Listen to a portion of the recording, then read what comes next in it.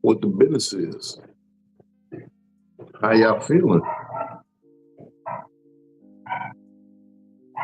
It is what it is. We in the building, folks. How y'all feeling? It's one of them nights.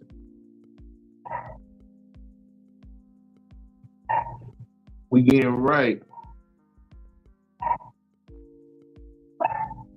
We out of sight.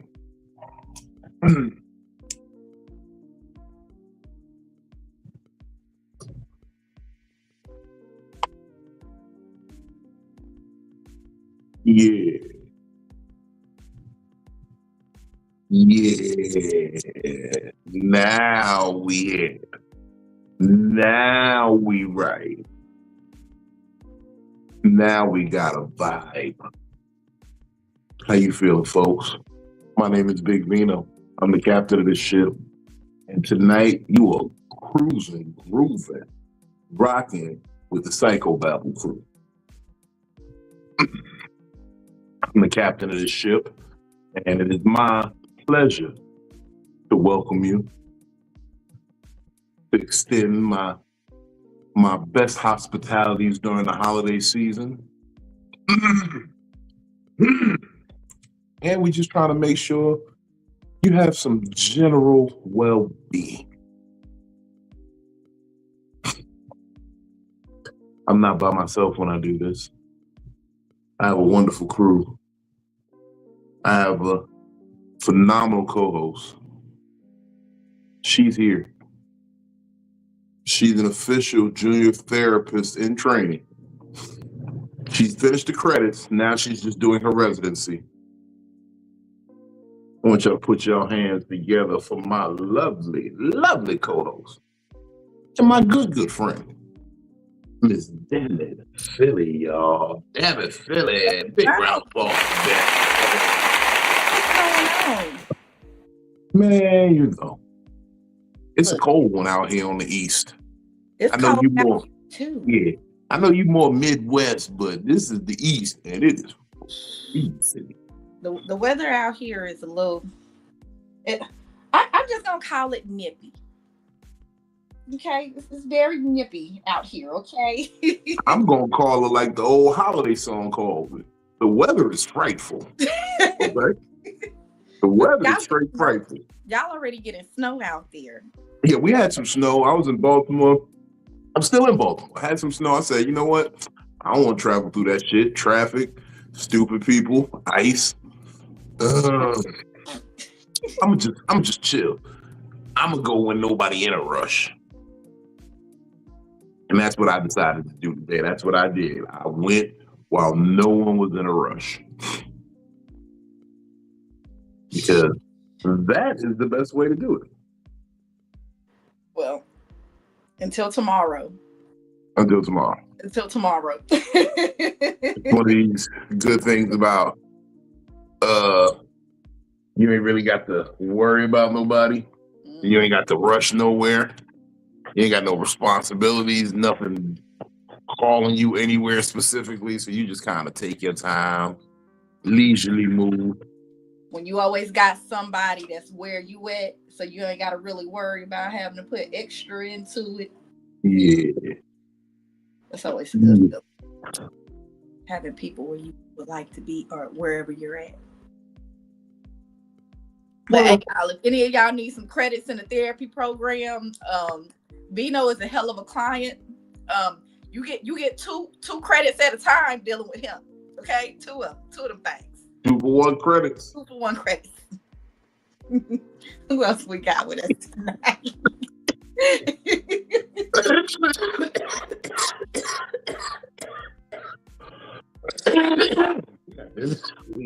Reefer with us tonight. Oh, I need to put that shit down. That shit just try to take me out right there. Whew, that shit, you ever get that little where your lips go numb?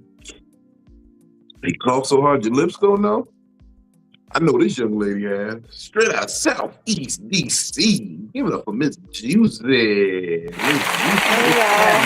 I'm in the middle of hitting a J. Have you ever coughed so hard that your lips went numb now? Yeah. Oh, okay. I don't be Oh smoking. yeah, I'm not the only one. I've called so hard that I caught a cramp before. Like literally. I've done that. You like, ever that cough shit so hurt. you ever cough so hard that you went blind? Nah, I'm Like already your vision blind. just disappeared for a hot second. Just a hot second. And you on the highway, you just gotta slow down real fast. Just, whoa.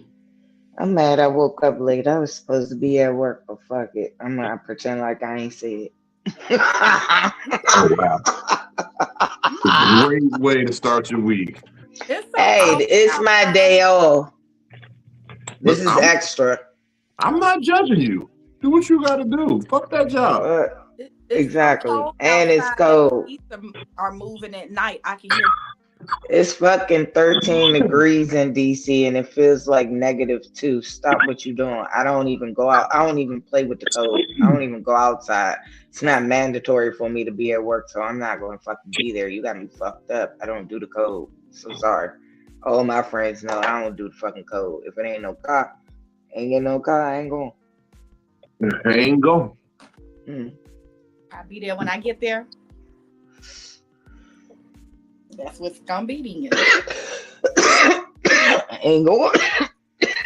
I'll see y'all niggas another time. I'm like a bear in fucking wintertime. I hibernate. You only see me in the spring and the summer when it's warm. Okay? That's me too. I'm a summer baby. I hate the fucking cold. I hate snow. I like to look at it. It's pretty to look at. I don't want to be in it. It ain't even nice I to get to me. A fake snow park is beautiful for me. Why? Because when I get outside, it's not there. Like I live on a hill, so when it snows and then it freezes up to ice, I can't get to my fucking house unless they clear the walkway, or I'm gonna just be sliding. If I slide, my hill's steep, so I'm gonna slide all the way down to the bottom of it, and then try to get back at the top. You know how nerve-wracking that is. You I gotta just start slid. wearing. You gotta start wearing cleats, girl. I just slid down that motherfucker last night. Didn't know it was fucking ice. Slid my ass all the way to the station like home plate. That shit was the funniest shit in the world. I was like, my back was so fucked up, y'all. I was like, Lord, nah. And then had the nerve to have on an all white coat. Oh no! Oh, you done messed up your coat too. Oh, I'm sorry, baby. I go to work lipping like this yesterday, like. Shout out to everybody tapped in on Instagram. We see y'all. We are broadcasting right now live on Instagram and YouTube. Instagram, shout out Rosemary Smith, Shabazz, Marcos, Full Corey. I see you pimping. The little Chappie, what's happening? Tico the Gallo, Shawnee, 213. We see y'all. Y'all the early ones on the gram. So we see y'all tapping in, checking in. They trying to get the full show. Yeah, y'all trying to get the full show. Come on over to YouTube. I can put your comments on the screen. They just trying. They made sure they tapped in for the full show. They said, "Hold up, let me see what's going on." Why haven't?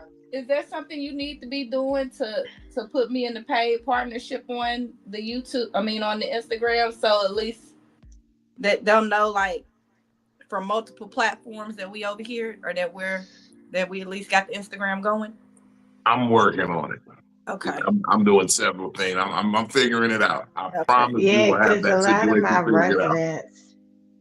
A lot of my residents was asking me for the link to the podcast because they want to. Just tell them Big Vino Comedy. Just tell them jump on YouTube, Big Vino Comedy, and they can watch right there. Because one of my residents, she's a publicist. So, we can use a publicist. Yeah, and we real close. That's why she was like, "You do what? I need everything. Here's my." She gave me her email and her phone number, and she was just like, "Yes, I would love to support you. That's my girl. Love her." We need some type of support.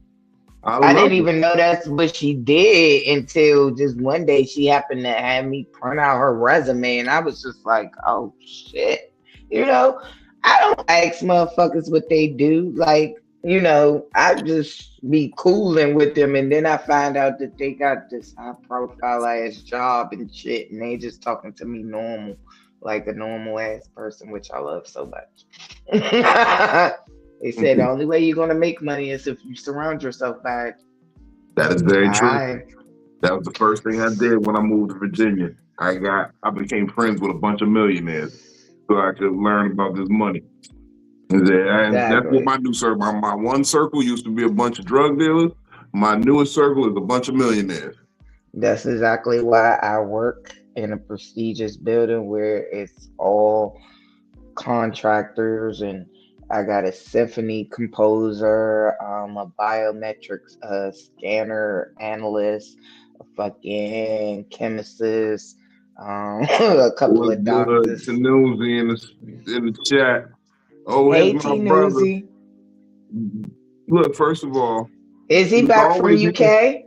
Yeah, he just said jet lag is kicking his ass. He gonna be back. He'll be back soon. Shout out Tay Newsy in the red cup. We gonna have him back. He gonna sleep on some of that jet lag and that bangers and mash. He was eating like a bloody bloke over there in the UK. Isn't it? Isn't it? The food is good, isn't it? I think we should plan a trip to the Netherlands. I plan trips to the Netherlands all the time. It just depends on if she's gonna let me go there. I'm trying to go to the Netherlands. The Netherlands, get it? Never mind you. Shout out to my brother, my spiritual consigliere. I know he caught that joke. Put your hands together for the right Reverend Dr. Benjamin Blanco Perryman Esquire, also known as Benny Blanco Perry. To you heathen motherfucker. Shout out Benny Blanco Perry, y'all. Yeah, what up? Tidings of comfort and joy, everybody. Got my little shot of water for y'all. Don't mind my bottle. There you go. Hey, Brooklyn. Yeah, she in mommy mode over there. She there though. You see the hand? I know she right there. That's why I always say hey. Like what? Right. Oh, in my house. Okay. See, in my house, bedtime is 8:00, and by 8:15, my kid be asleep. He on synchronized time. I don't play that.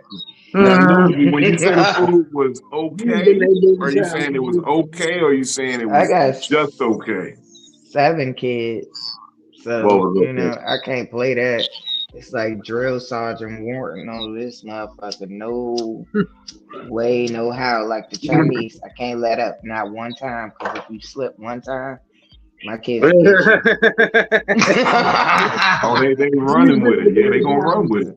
Hell yeah, my kids will double team the shit out your ass. Once you tag blame, the game follow the leader. And the lady in the store was just talking about that. I'm thinking she bought these 2 little kids stuff in the store, but she had this stank face on. I was like, it's all right. I was like, you was gonna go and get it. Them your grandbabies. She was like, I don't know them kids. She was like, I'm just looking out. And I'm like, okay, well, I said, God go bless you.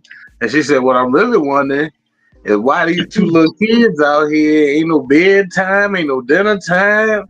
She said, why these 2 little kids at somebody's table somewhere in this store with not enough money to get their snacks? And I said, yeah, you're exactly right. And me and her talked forth about it. So yeah. That's because these mothers nowadays put more boundaries on the niggas they fuck than their children. It's not Well, if you think about it, our parents technically didn't give a fuck about us because what was our motto? Make sure you're in the house when the street light come on. So you outside from 7 in the morning. It wanted they didn't give a fuck with us. They knew we knew better. This is true. Because they beat the shit. Yeah, because they had already it was already ingrained in. Yeah, that's what I tell my. I'm a corporal punishment type of parent but I'm a 3 strikes you out type parent too. So therefore, and I'm not the type that I have to tell you what you did wrong to tell you the reason why you getting your ass whooped. So therefore, that was why I got my ass whooped. So if I do that again, then I'm gonna get my ass whooped. See, my kids get up until about 6 years old until I stop whooping your ass because I don't have to after that. My mother started fighting me after that. No, I don't even have to fight you. You got closed fists. You got jabs, uppercuts, and straight rights. I can honestly say I have not had to put my hands on my 25-year-old daughter since she was 6 years old. Like not as a teenager. I grew up, it was ass whooping Tuesdays because I know you did something during the week that you got away with that I missed. No, my daughter was bad as shit, but one thing about me, I'm a Virgo. I don't miss nothing. Nah, I don't miss nothing. My mother was a single mother raising 2 children working as a correction officer. I got away with a lot of shit. There was shit that she was right to just give me that ass whoop because there was some shit that I got away with during the week that she just did not know. It went over her head. You know what's so funny? I was in a relationship being a single mother, if that makes sense. I was a good kid there because my mom ain't never give me no future ass whoopings. All mine was for current shit. You getting days of future past whoopings like an X-Man. This shit was Minority Report ass whoopings. Like I know you committed a crime. We know you committed a sin somewhere. Was she wrong? No, she was absolutely right. It was mad time. Look, she still first of all, it took her a week and a half to realize I set my sister's face on fire and burned off her eyebrow. That's why I always be laughing with like, come here, what's different about you? Come here. My sister was walking around like Mona Lisa for a week. For anybody. Exactly. No fear tomorrow won't ass whooping. They better be focused on her smile. She ain't got no eyebrows. I remember it was this little boy named Brandon in my school. He came one day, he shaved off all his eyebrows too. Like that shit was so funny just to see him walking around looking like a naked bird because he had a little curly afro too. She wished she was shaved. I blowtorched my sister's eyebrows off with a match and a can of Lysol. Cleanse their face. I was playing Arnold Schwarzenegger in the house. Oh wow! Get to the chopper. I was watching True Lies and shit. Get to the chopper. You was doing effects. You was doing True Lies. You was doing practical effects.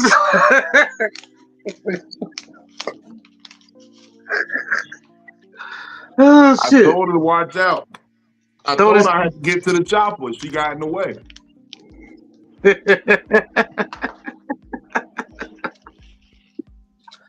That's funny. Shout out to the homie.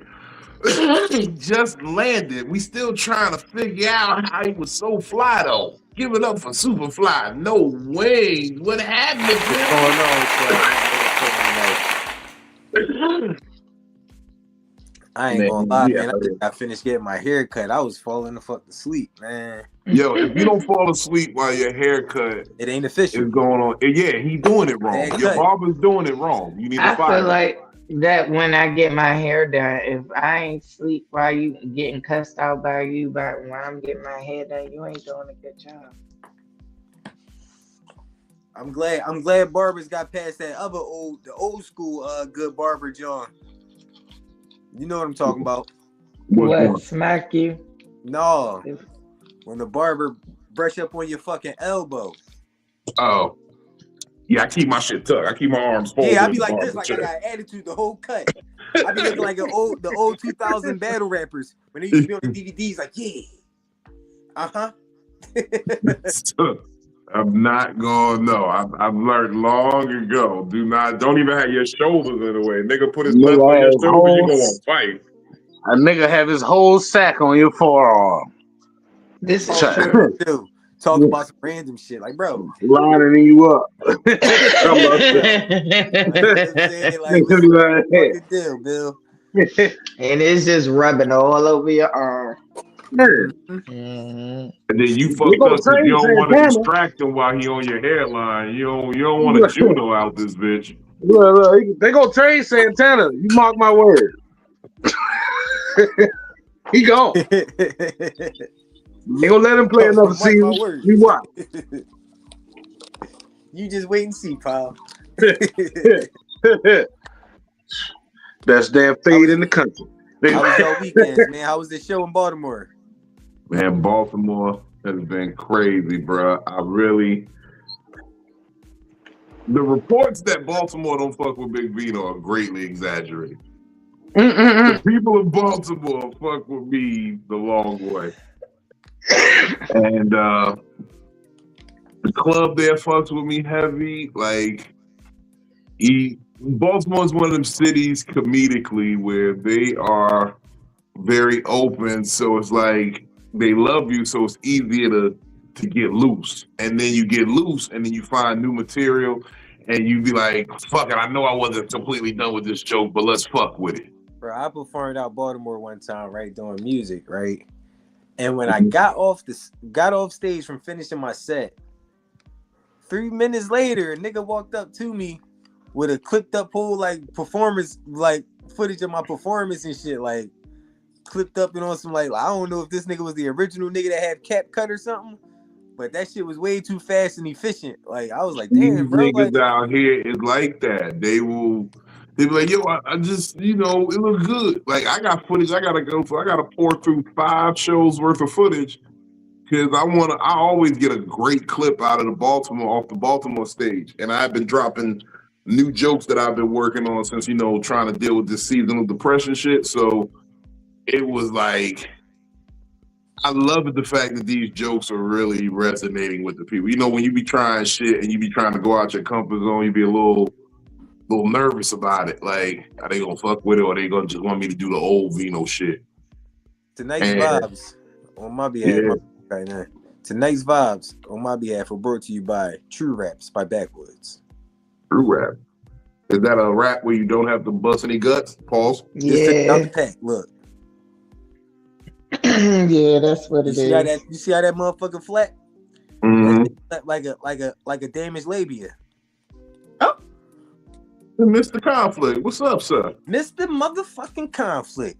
Oh yeah, the man with many do-rags. How do you do? Rag. Pull on up. I sent you a link, Con. How do you do, We Rag? don't have any more slightly inappropriate comedy on Mondays for the rest of the year. I thought he said. Maybe. I might be wrong about that. But No, now he updated Twitter for his OnlyFans feet page. Lord. And he can coordinate with the outfits. I might need to start with it. Mm-hmm. His toenails always match his outfit. It's actually, you do better on feetfinder.com. Vino. Yes. No, that's a real website. What the fuck? I know, Vino. No. I'm trying to give Philly this money, okay? What kind of friend would I be if I didn't help you out in the bind? I'm in the bind, nigga. But wasn't both of y'all up there with nasty old niggas see my feet on Friday? Yeah. I was there. That man be going crazy. That nigga went wild. He lost his shit.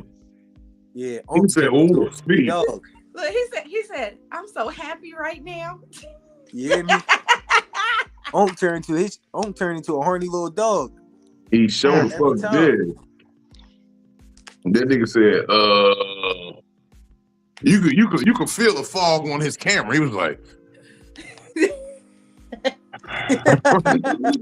he was trying to get a whiff of your toe jam. I love Paris B. Can't nobody tell me nothing about him. This nasty old nigga. Freaky old man. One day, Philly, he gonna be like, hey, baby, let me. You want to see how He gonna nasty wine it and really dine you. get? Watch. He in Florida, so what he gonna do? He gonna wine and dine her. Watch. He gonna make it. He probably gonna Philly try gonna to make call it out me here and in Vino like. Nashville. First of Bro. all, But we're if not you gonna talk do, about the craziness that resides in Florida, okay? So let's there just not. there is a You took a site trip? called Vino, you took a trip Chirp. to the site. I have. And I realized the floor there is real dirty. That's why they give you those little socks to wear around, because you know when you're walking around with some dirty ass The feet. psych ward is dirty, period. You have to call it. Hey, I had to call it. Y'all ain't gonna do Florida like that, man. No, in general, the one here in DC was dirty. I had called bed bugs from the bed. So I had to call the health department on it when I was in the psych ward. I was like, sweetie, I'm crazy, but I'm not I ain't gonna mentally lie. crazy. I was in the psych ward as a youngin, as a juvenile, and I got some pussy in the psych ward. I got some pussy in the psych ward. It was I used one of the latex gloves as a rubber, and I got them guts. Vino took a trip to the psych ward.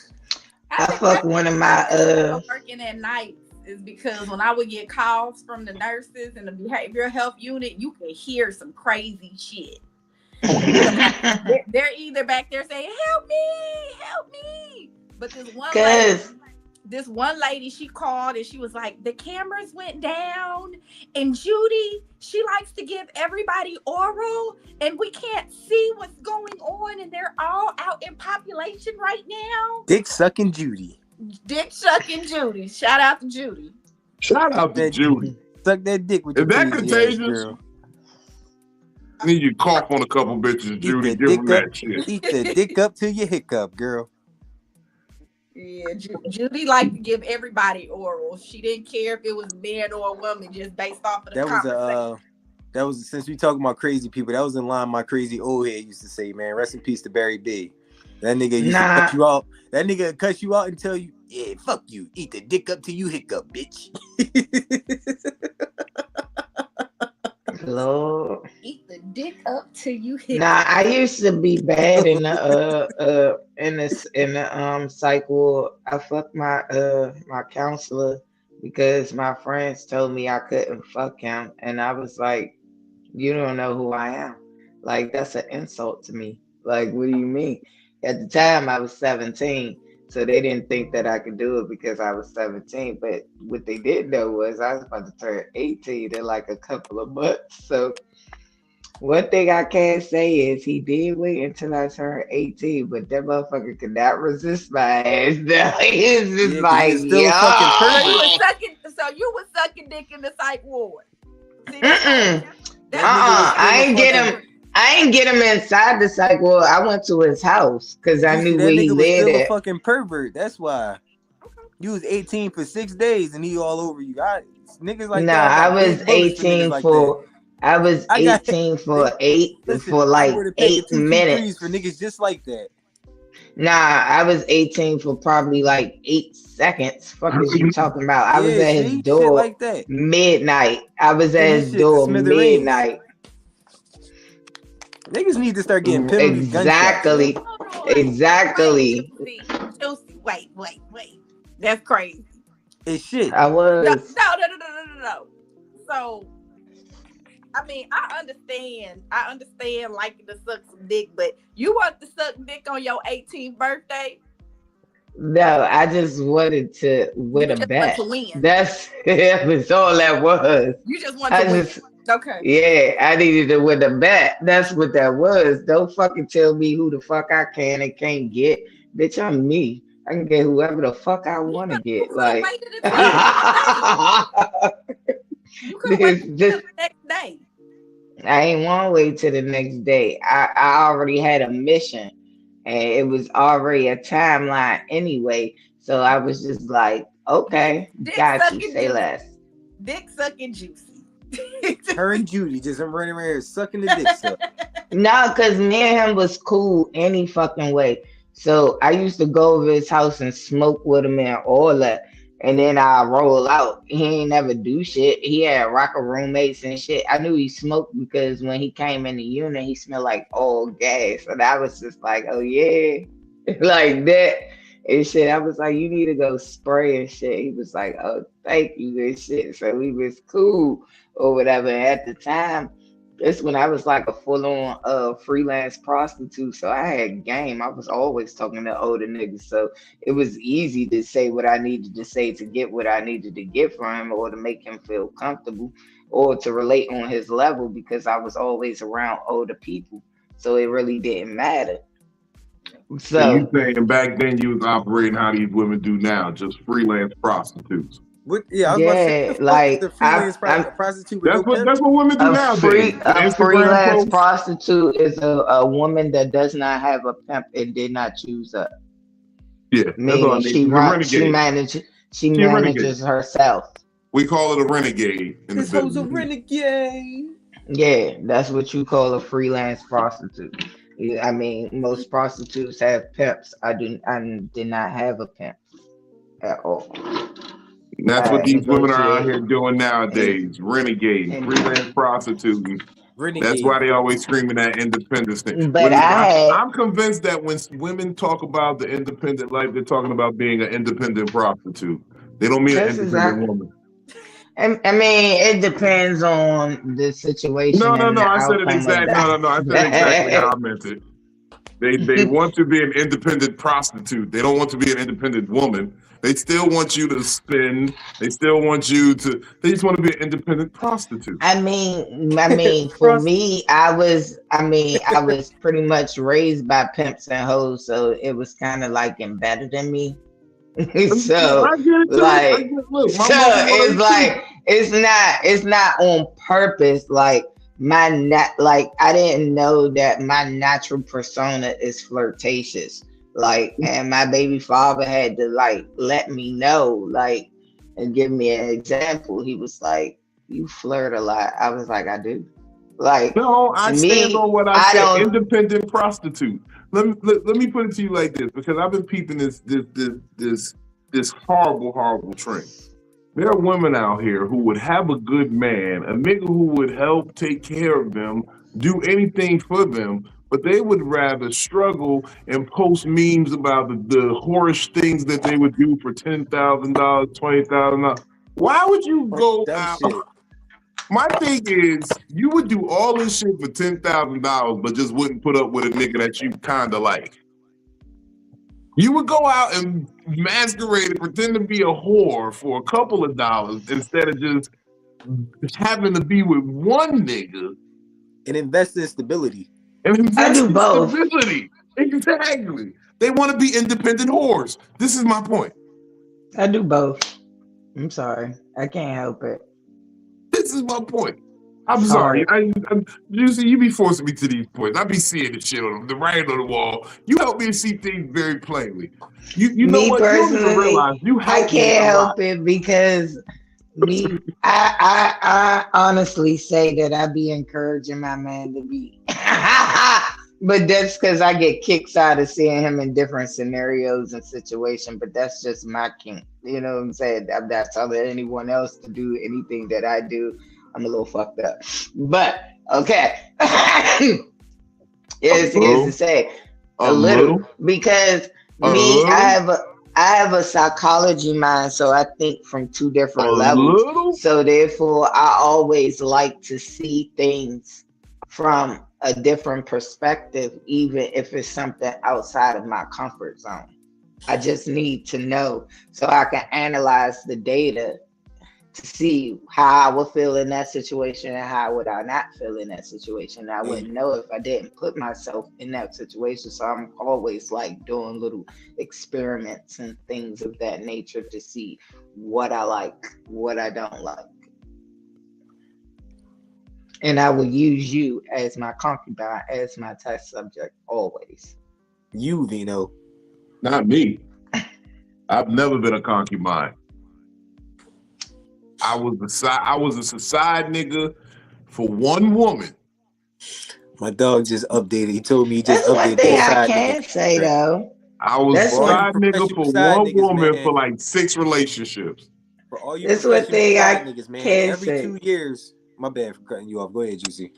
No, go ahead. Every 2 years. Every 2 years, for all you professional side niggas, you have to renew your contracts. Times change. Every other year, times change with this side nigga shit, man. This is true. I switch up what Y'all every gotta stay year. privy to the game if you're gonna be in it. That's all. It's But my as a nature side always nigga, to have somebody on I the side. think my greatest accomplishment as a side nigga is I got the main nigga to send me on a vacation with his girl. So my main side nigga accolade was I hit before the main nigga hit shorty. I mean, I'm that was sorry. Walked in, listen, nigga walked in, me balls deep, right? Going to ask me, so bro, you hitting that? Yeah, nigga, what you think, nigga?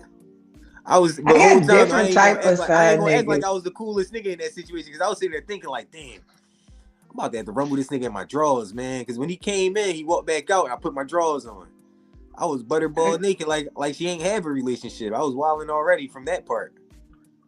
Hold on. Type of Time side out, niggas. because I'm trying to understand this. So he walked in on Bro, I you just nutted. fucking, I'm laying on top of her. I'm like, and yo, he seen this. go make me a sandwich. First Soon of as I all, say that, you not listen, even soon as I side say nigga go no make me more. a, You just got promoted. I'm out, my nigga. I'm good. bro, soon as I He say stayed with go her make after me a finding you sandwich. like that? Huh?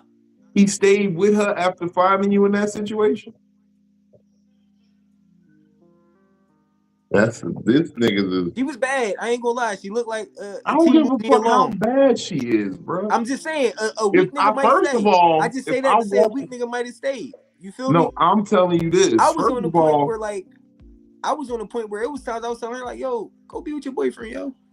Go be with nah, that I'm nigga. saying it like this, my nigga. If I come to the point where I walk in, we lucky if everybody get to leave this room. Nah, for real. We lucky if everybody get to leave this room. It was Cause a I few had things that worked in my favor, right? One, I we had a was in my situation hood, like right? that. So when he came in and walked back out, I called my mans like, yo, bro. Told him where I'm there. I said, bro, if I don't walk out this crib, you know what I'm saying, bring my John. You know what I'm saying? Bring my pum and let me just get up out of here. I ain't trying to hurt nobody, but I do need to get up out of here. I'm tired of shit. He'd have definitely got the best of me. You started throwing them hands. Because the nigga was just performing. Like Coachella, I was performing. Now I had a situation like that, but it didn't Shout go out like to that. Germany. I heard y'all really love black people, low key. Shout out to Germany. My situation was my baby father decided to have his side bitch in my You got the kids' link for him, room, Phil? and put my Who kids you? downstairs inside of the Okay. second That was bedroom. Jason that was on the live with us. I know I said you got him. Can you send it to him? Yeah, I'm gonna get it to him. Okay. So the kids were in the second bedroom. They're upstairs in my kids' bedroom. Me at this point in time, I'm high as shit off the e-pill. So I had went to the store and went to go get me like a pack of cigarettes and some coffee or whatever the case may be. So I'm sitting there when I get to the door, I hear all this on and shit. Mind you, at this time I have no cable and shit. So there's no type of X-rated movies in my room, in the kids' room, or anything like that for anything to be on and on from their bedroom. So I clear my ears out to make sure that I'm not tripping because I am high as shit right now. I could be tripping or hallucinating or whatever the case may be. So I look and I notice that my kids is asleep in the second bedroom. All of them just all in the bed sleep. So I'm like, okay. So it's a bathroom right here by the front door. So it's a mini window right there. I ripped the window pane out that bitch instantly. flip that bitch in my hand like this. Is big steel, John. You know how them hood What project what is the point windows of the is. story again? Hold on. What are we talking about again? I'm sorry. I She might walked need We in was to on read. talking both about Kia with the so side dick. side chick fit. So She had the reverse I effect of end what I up. went through. So I unlock the door to the house and shit. Go in the house. I warm that coffee up on the stove and shit. And I sat at the bottom of the steps. I didn't go upstairs or anything. I let them finish. Yeah, I let them think everything was sweet, all that. So my next door neighbor, little brother, he always come at our house early in the morning because he know everybody's always awoke, or I'ma always be awoke. So he like, hey Shantae. I'm like, hey Eddie. Yeah, I'm throwing them governments See, out. you know, whatever the case may be. That's not his real name. So I'm like, but that's my real name though. That's what I was But talking. I don't care about that, nigga. I'm talking about yourself. I ain't no criminal. Today. Not no more. Okay. Let's Allegedly. land this plane. Let's land this plane so we can get to the topic for the day. So they come down the steps, right? As they come down the steps, I just look at him, look at her. She tried to ease past me. I actually threw the hot coffee in her fucking face and rammed her into the door. So therefore, you know, I'm glad that you made it out alive, but had that been me, you wouldn't have made it out alive. Because I beat the shit out of him too.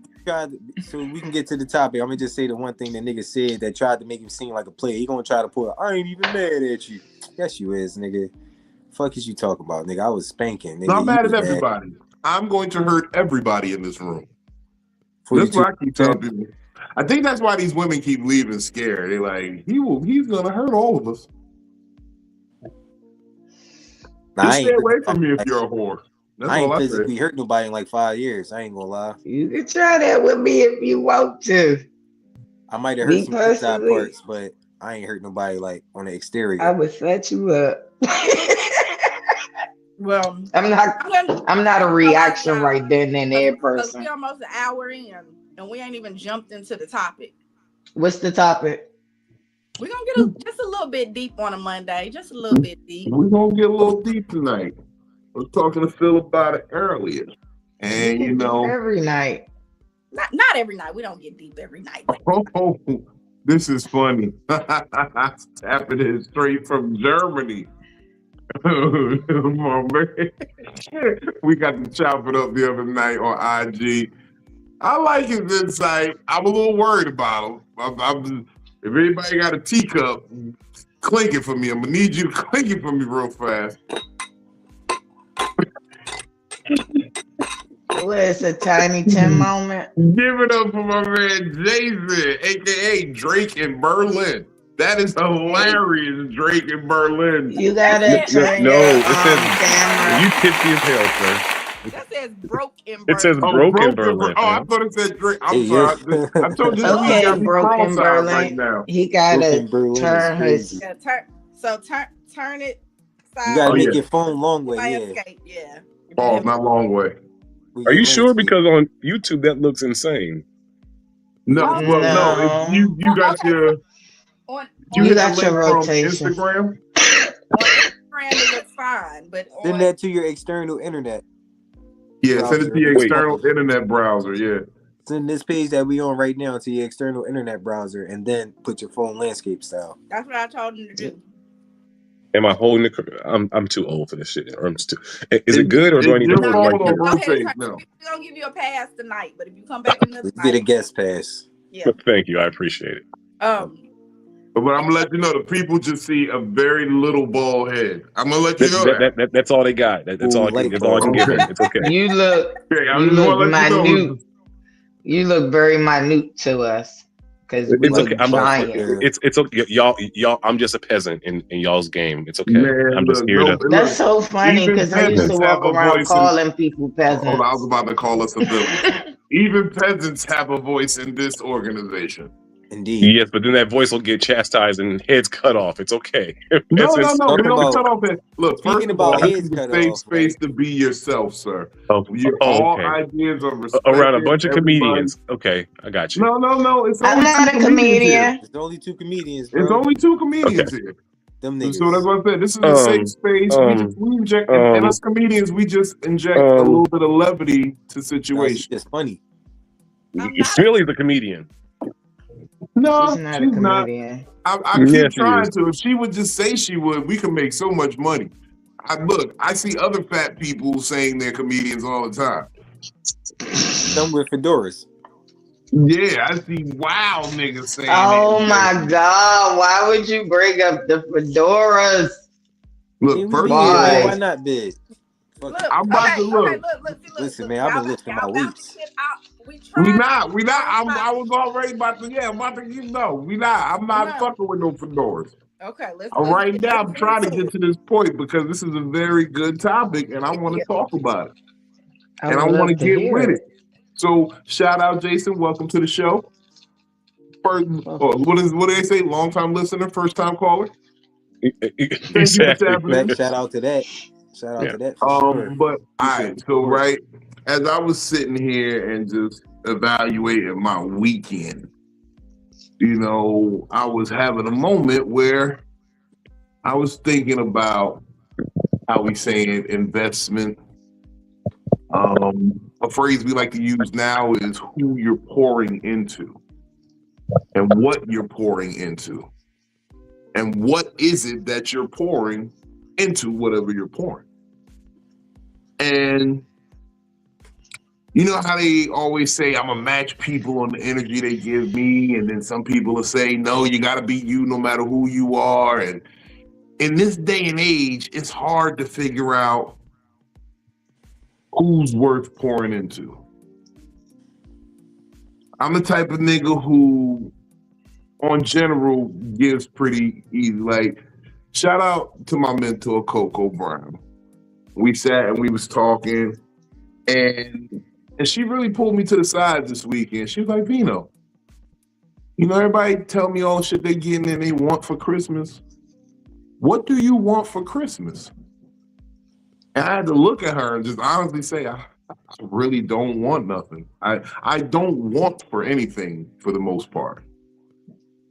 The things I need, I'm looking for, and I'm hoping that they'll be there and they'll be found eventually. But I don't really want gifts. I don't want and I had to confess to her. I said, and I'm going to confess to you guys right now.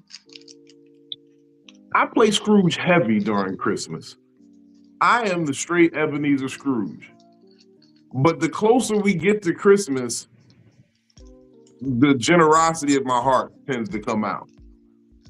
It's just that I be so scared because at times I've poured so much into people that I don't want to be used up. Well, you sound like a Lifetime movie. But I mean, it's real shit. Not to dish you, but you on point. It's true. But we don't get shit for Christmas, and so I think. But first off, there's not anything you can think of that you actually would want for Christmas. Nothing. I mean, I'm assuming we're under the Aladdin rules where you can't wish nobody back from the dead and you can't take nobody's free will. Yeah, it has to be actually obtainable. It can't be like the Aladdin rules. I call it the Aladdin rules. Genie gave him some rules. I can't bring back nobody from the dead. I can't change nobody's free will. Right. No, I that's can't like make nobody that. fall in love with me. I can't do none of that shit. So no, I don't. There's nothing that I really want. The things I want. If your family gave you a gift card to get a full body massage from 2 women, that wouldn't be an awesome Christmas present? No, I mean I've had massages, but I'm not really that's not like where my body's yearning for. Like, if I want to fuck some bitches, I can go fuck some bitches. I want bitches rubbing on me. There's a difference. No. I said massaging, sir. That's all for you. No, but I'm saying I'm a very talented comedian. If I want women rubbing on me after the show, I can have women rubbing on me. That Okay, ain't all nothing. right. You know what I'm Okay. saying? If I want to go buy some shit, I'm an old drug dealer. Ain't nothing that I ain't never wanted. That only thing I haven't done that I want to do is like go on a cruise, take a vacation abroad with my significant other. But that's Okay. about it. Like I don't want for shit. Have So, you been on a cruise? huh? Have No, you I haven't been on a cruise. But I I want haven't that to been be on an a cruise experience. either. I want to Yeah, I go. want that to be an experience that I have with someone I care about. I don't want to just Okay. like going on a boat by yourself sounds stupid to me. I Like a went with bunch of strangers and shit. Like I ain't When gonna. I I won't went- be. You ain't Like, never I even was had an actually offer to be a kinda comedian fun. on a cruise ship? What? You would be. That's You would actually be slavery perfect at started. that, man. You never been offered to be a comedian on a cruise ship? Well, I mean, I'm looking into it now, but I'm not. I don't want. That wasn't. I've only been a comedian for going on 9 years now. I was That's Hey, a drug dealer don't before be that. afraid to do that by yourself, man. There's a lot of opportunity for if man. Look, I know comedians who have done Opportunity to be you would frustrated on a destroy boat that looking at shit. bitches you can't touch. So I'm to just bring it back, letting you know right? in that kind of environment you would destroy. I think you would be an amazing cruise comedian. Oh no, I'm definitely looking into that part. The cruise aspect. My brother went on a cruise by himself. He went with his mother. They had different, rooms, but he went on a cruise and had him a ball. There's other singles that's gonna be on the cruise. Everybody's on there having a good time. I'm not fucking no randoms on a cruise. You'd be surprised. Not even a little bit, sir. Just a tip. See, y'all Just a don't. tip. Y'all missing my point. It's not that I don't think it can happen. It's not that I don't think. That's not what I'm looking for. No randos on a cruise. If I You fuck want a to have rando on a your cruise, first I'm never cruise gonna experience to be talk to her special. again. It's like your virginity. You want your cruise virginity to be with the woman that you love. I get it.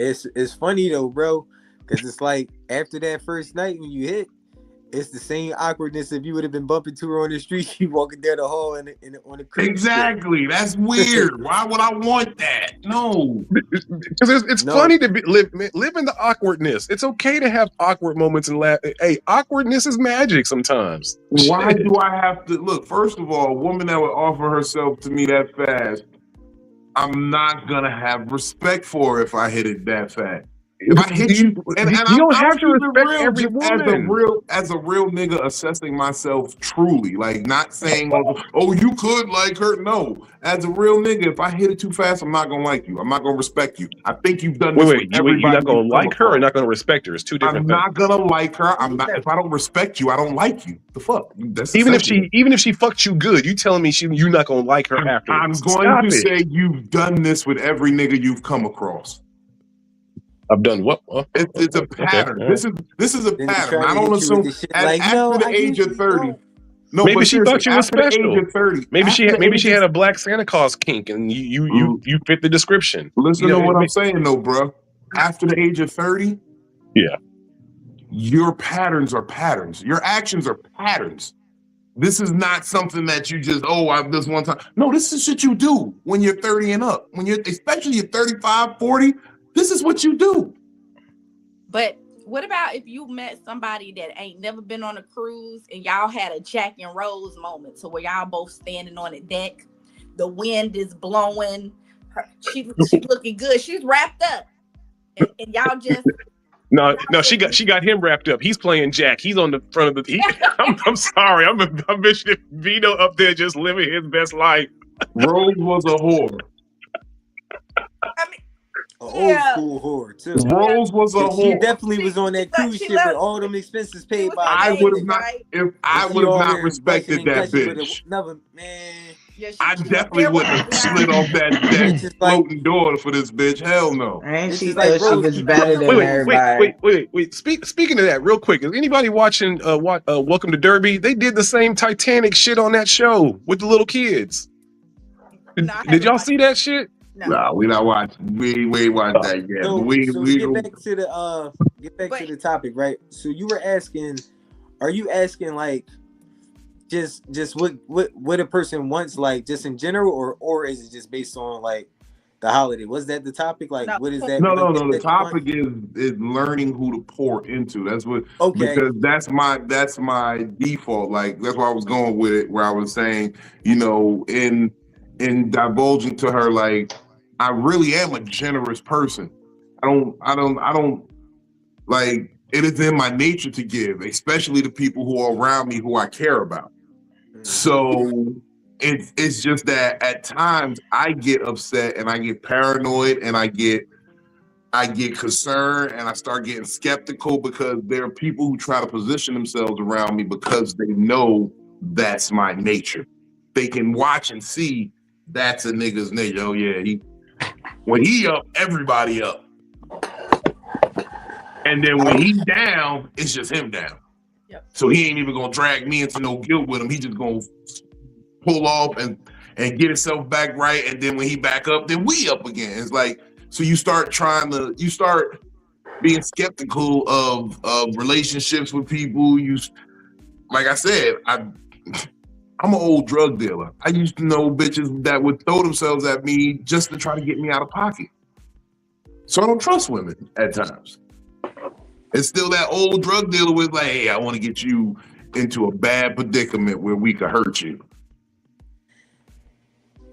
So you think the things that you've done in your past make it difficult for you to actually trust and pour in? No, you have no problem pouring into people. You have a problem with the after you pour into them, you feel like they're just taking advantage of you, maybe. Not even, it's complicated because that's part of the dynamic, but a lot of the dynamic is learning who to pour into, who to invest in.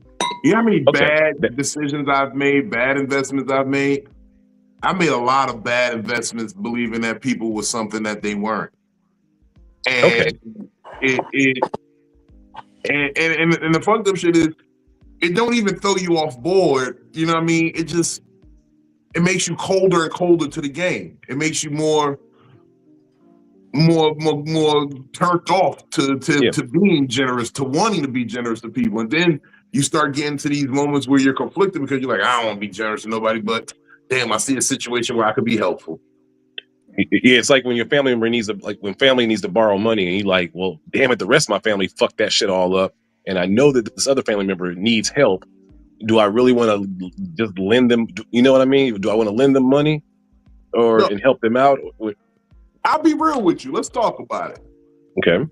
So, right, I was with this young lady and she got into a bind about some paper and it was a nice little something. Like, I got a rule back when I was in the streets. I didn't get upset about anything under $1,000. But once it was $1,000, now you got my attention. You know what I'm saying? If you got me for $998, I just could just not speak to you no more. You wrote yourself out of my life for that money. But once it was $1,000, I have to do something. So I'm always weary when it's a comma in a number. But Shorty was, she was fucked up, and I was fucking with her. So I don't play with commas. Sorry. Yeah.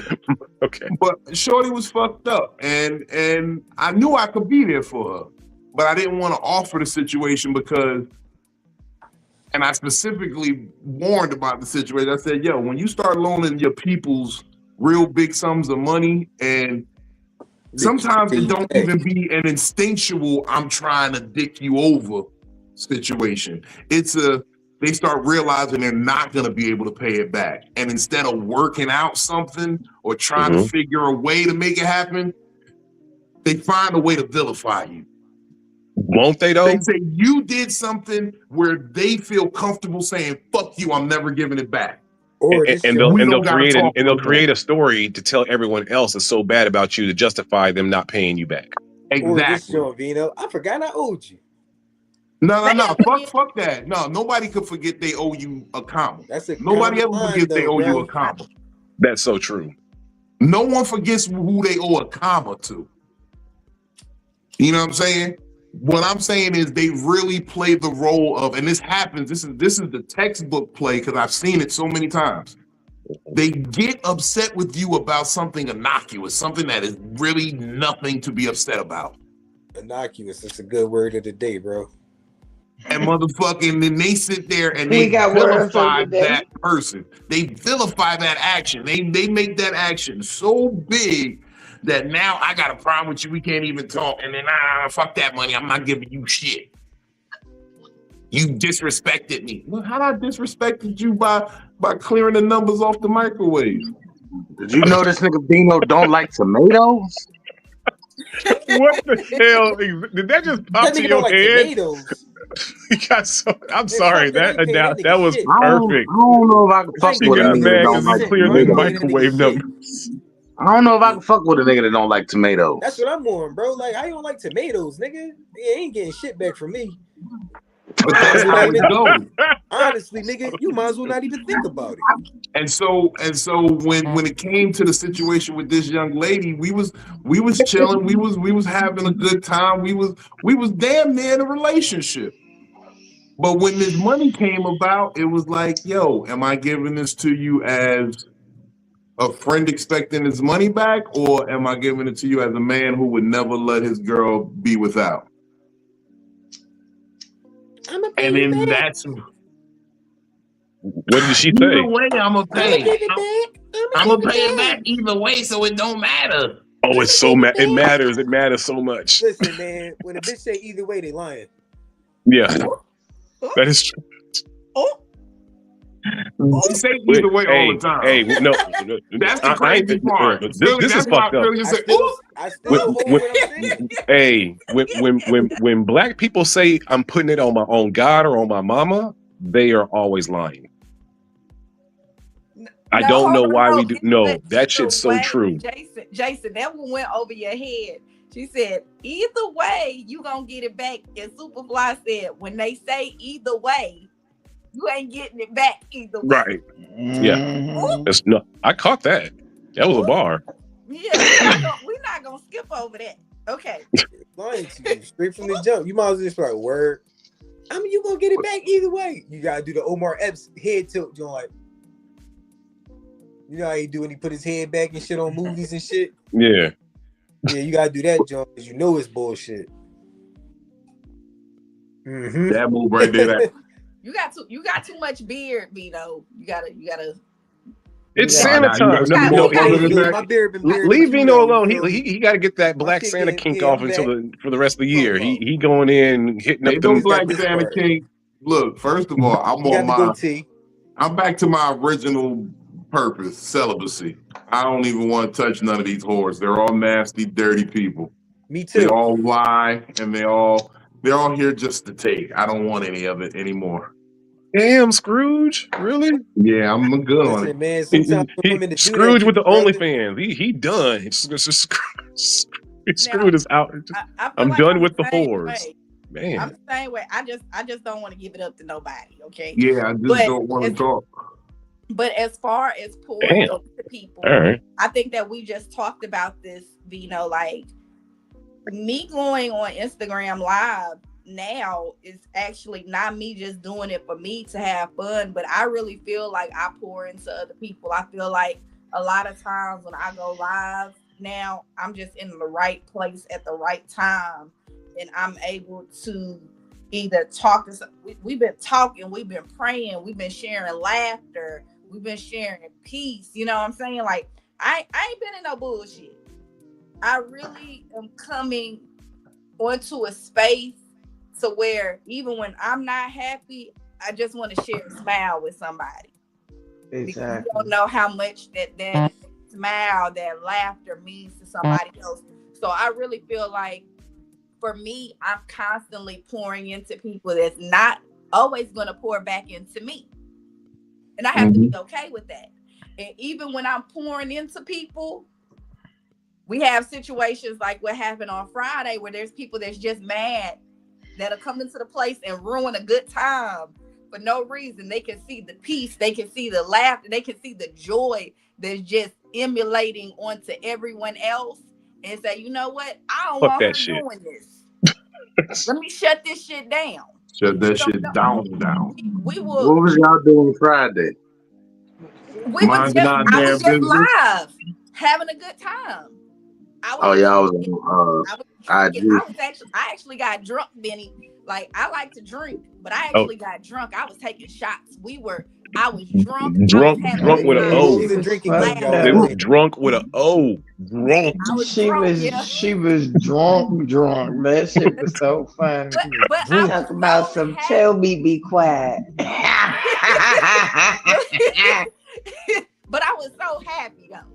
Like, I'm a happy drunk person, right? But this was my first time at, like, people see me on here, they see me tipsy, they see me just like a little bit lit, but nobody ever really sees me drunk. But I was drunk and I was in a good mood, and everybody that came up was laughing and showing love. We had it a couple of was a good situations. time. It was a good Yeah. time. Yeah, we had a couple of little situations or whatever, and we got everything taken care of. And everybody, even in the little situations, everybody's good. I talked to them afterwards. Everybody's good. Really got some very emotional friends. They're a lot Oh, more she don't. emotional than I am. That's what. Like, but no, that I pour into everybody. You don't have to pour back into me. And I'm not expecting it back. And I think that that's probably the thing that kind of gets us screwed over, is that it doesn't matter what somebody else gives back. What did you try to do for other people? We've had people that came up here on this podcast with their own agendas that we continue to pour into, that we let show who they are. And then we just have to let it go. And there's no hate. There's no malice, but everybody don't always have the same intentions for you that you have for them. And that's the part that we have to get past. Are you Everybody. It'd be a little bit in there. Oh, I thought that nigga was doing the clocky shit. I'm about to say, come on, man.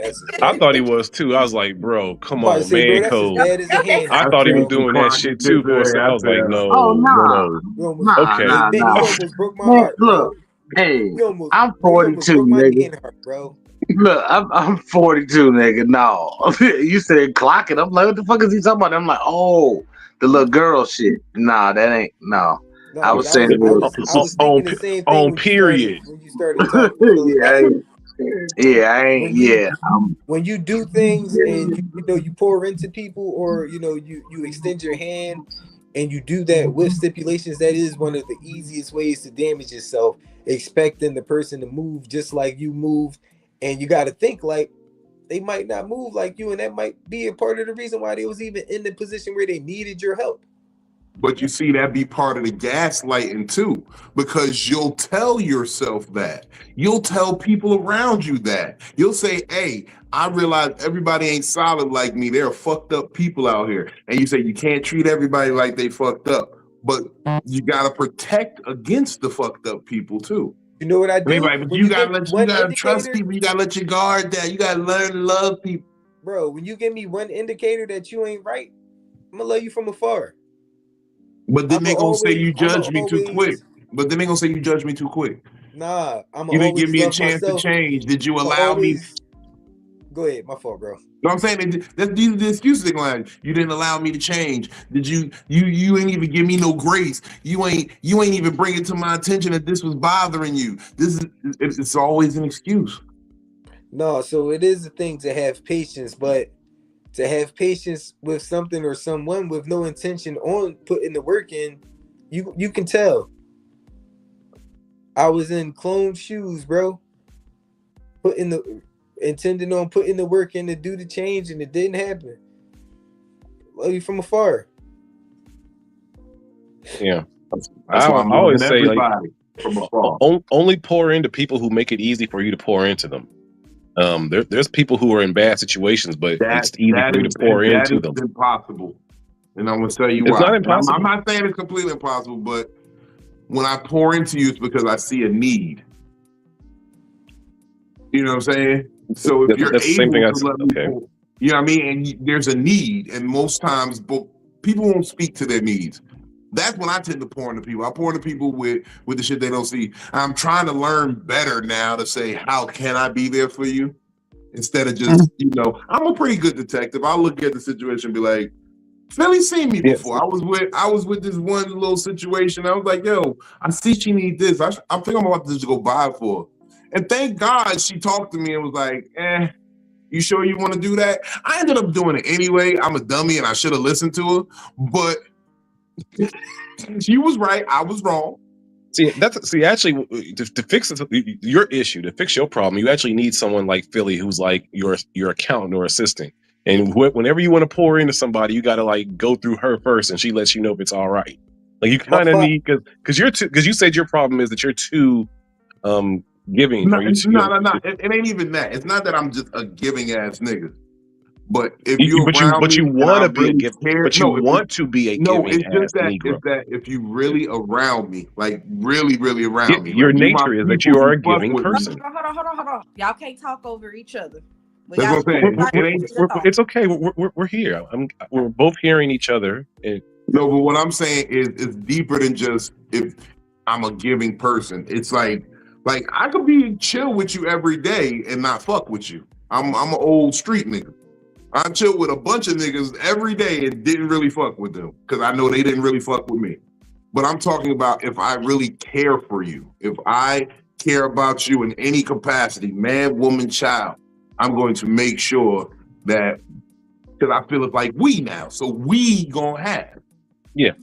You know if you at a casino and you hit like $1 million and you with a bunch of and you have like 3 of your friends, all y'all won, getting right? $10. I'm gonna tell y'all from the I hit $1 million in the casino. Everybody on this screen right now getting 10. They getting a cash app for $10. My dog bought me some backwoods because they ain't had to give me shit. Fuck it.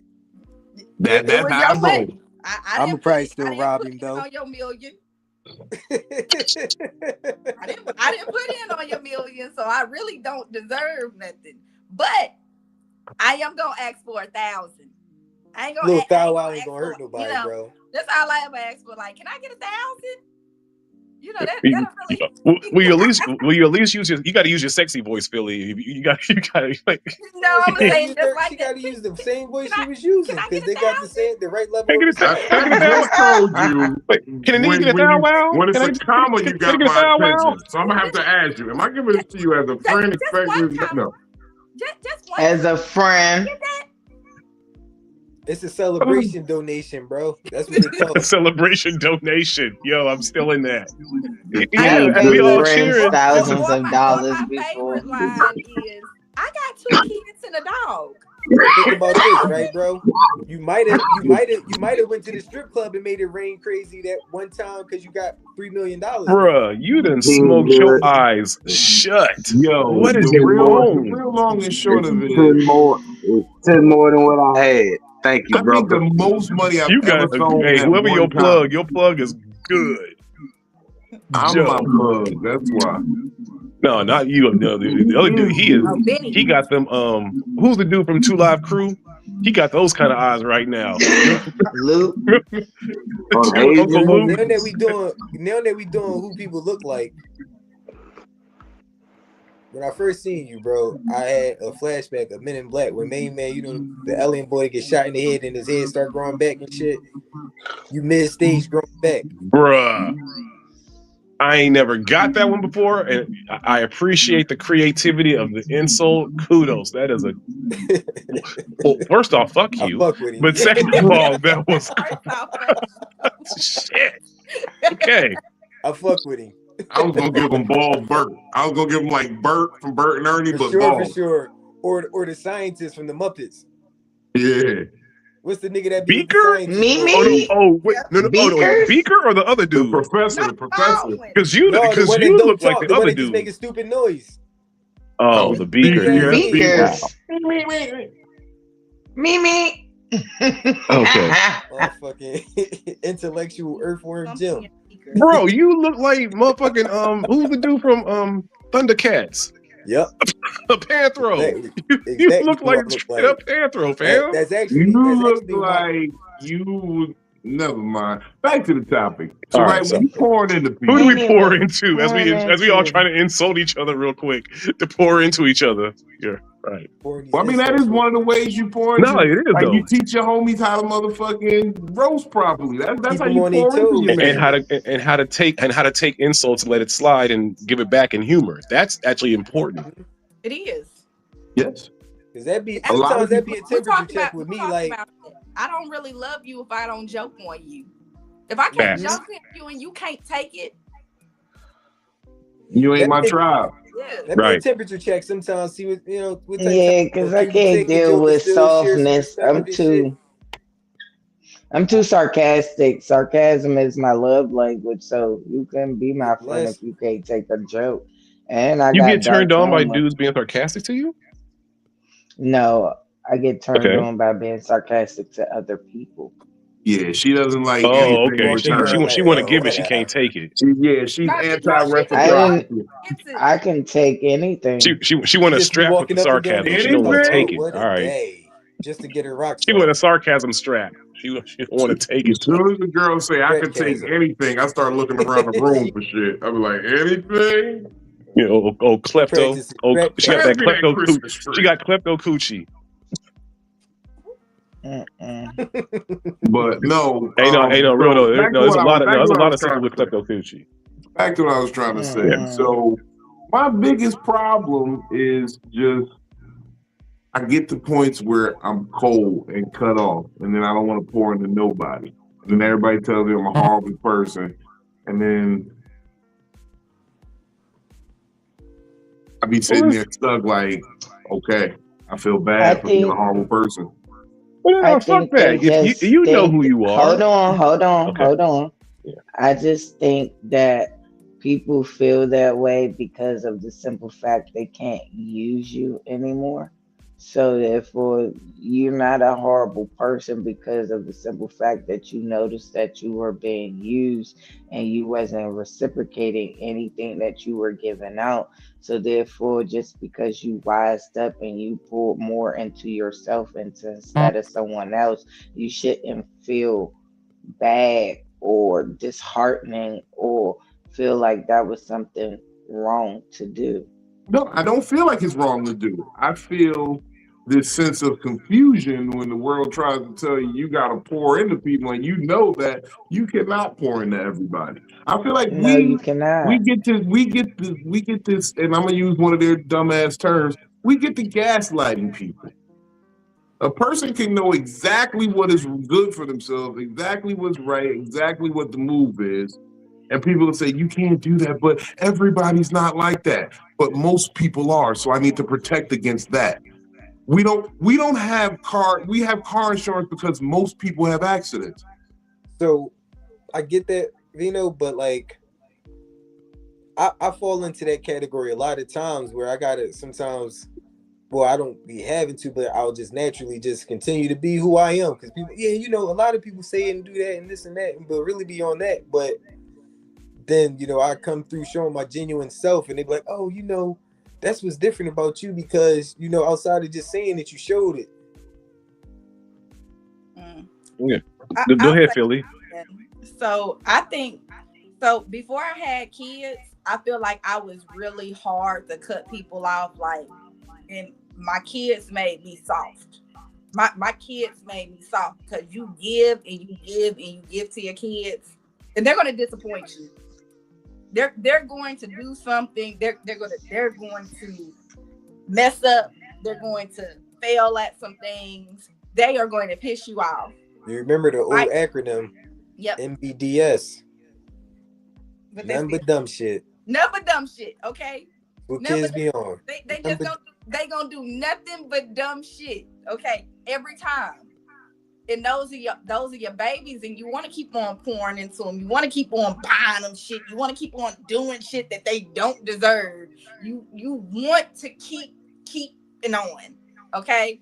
And so before I had children, when I was pouring into somebody and they weren't pouring into me, I'd be so quick to be like,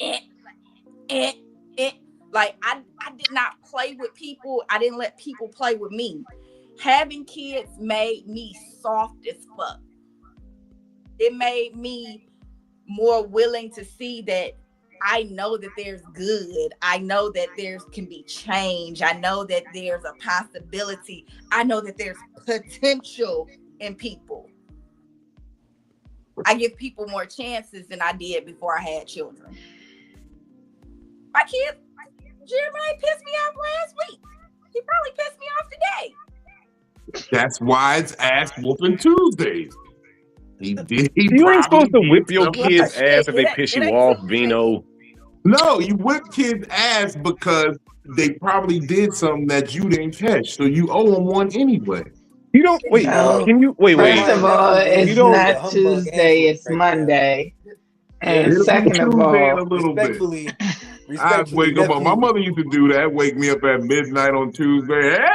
That's Now, time for- now look at you. You can't pour into people now, guys. Right. I never had a Respectfully. taco on Tuesday.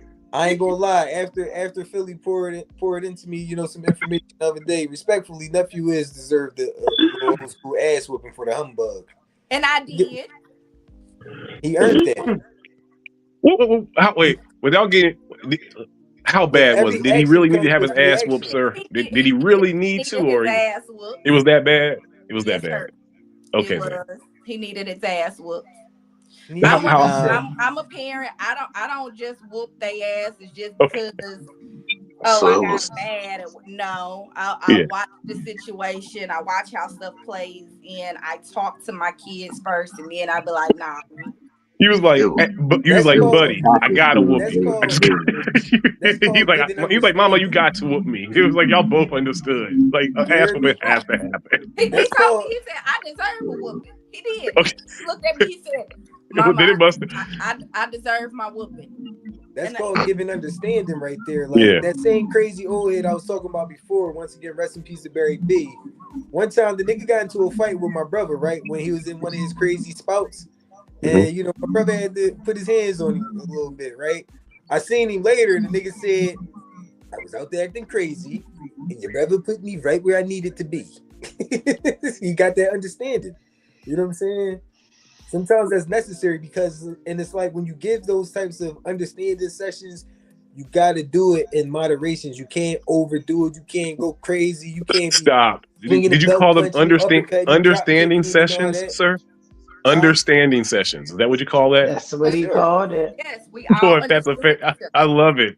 Understanding sessions. That's exactly what it is, bro. Like, it's an ass whooping, sir. It's an ass whooping. It's what it is. We ain't gonna call it nothing that's degrading, but it is something that's necessary sometimes. Like, kids be needing them resets, man. That's why so many kids out here that are crash outs nowadays. Like that do things with no thought process of the repercussions. No thought process of the cause and effect. No consciousness of emotional intelligence. You know what I'm saying? And with emotional intelligence, you're always going to think before you move. And you know what's going to help you think before you move? That old remembering the consequences that you back. Yeah. Mm-hmm. When Mom Dukes got tired of you wilding out and told you what happened, kept warning you, yo, you gonna keep wilding out and it's gonna wind up happening to you. You know what I'm saying? Like, so while I was married, right, my stepson, he was having behavioral issues, but he was a kid, you know what I'm saying? So I keep trying to explain to him, like, yo, man, like, what age? Bad don't get you nothing good, man. He was 6 years old, but I kept having to instill on him. Being bad won't get you anything good, man. It's just gonna get you in worse positions. Is nothing's good gonna come out of being bad, bro. To the point where I got to the point where he kept, acting out in school. So I said, you know what? You got one more time, bro, and I'm taking you to jail, man. So, acting out in school. Tested my hand. Wait, just give me a second. Was acting out in school like not doing the homework, or acting out in school and having behavioral problems and like fighting people? Behavioral. Okay. Yeah. All right. Yeah. So it was like, I wouldn't have took him to jail for not doing his homework. Like, no, I mean, no. Some people be OD. I'm just asking questions. And that's what I'm saying. I do things in moderations. So when I drove him to the police district, it was like a little 10-12 minute drive. We was playing Styles and Akon locked up on repeat. You know what I'm saying? Let that sit on and think about what they talking about. The part when Styles is like, the walls is great. The food, you should have played. You should have played BG. Used to be a man. That would have scared him. Can I say something real quick? And I'm not a parent at all. I have no space to say what people should and shouldn't do with their kids. But I want to throw this in as a person who has some familiarity with that technique as the child on that end. I feel like that's a bad move because what we tend to do, especially with our young black boys, is familiarize them with the prison system. The thing that kept me out of trouble before I first ended up going into any type of situation was the fear of jail and or not really knowing. But once you've been there as a child, niggas in jail be living better than I did at home for real as a child. Nah, for real. No, but one of the parts that sat with him, was niggas had their own TV, and as a kid, you be like, I ain't even got to get up to go to the bathroom. It's right there. When he said the walls is gray, the food is garbage, I said, yeah, you want to eat that nasty jail food? He said, no, I don't want to eat the nasty jail food. No, I'm going to be good. I don't want no jail food. Because he was a greedy, badass little kid, man. You know what I'm saying? That was my man's, though. But that's what I'm saying. Like, we got to stop leaning towards jail. Let that be a mystery and keep it like, oh, I heard jail is horrible. It is. Because we get them to being, no, you get familiarized with jail. As soon as they took me into the Scared Straight program, I was like, niggas was in my face yelling. I'm used to niggas swinging on you if it's really a problem. So if you just in my face, nigga, your shoes belong to me now. I was like, take them off me. I dare you to. Touch me then. So that shit ain't really scaring me. I think that, like, with Jeremiah, so, like, Vino's been to my house. My daughter's room is bigger than my son's room. And my daughter is 8. My son is 14. I gave him the smaller room because he started off in the bigger room. He started off in the big room with the TVs and the desk and the LED lights and all of that. He started getting in trouble. And I said, okay, you know what?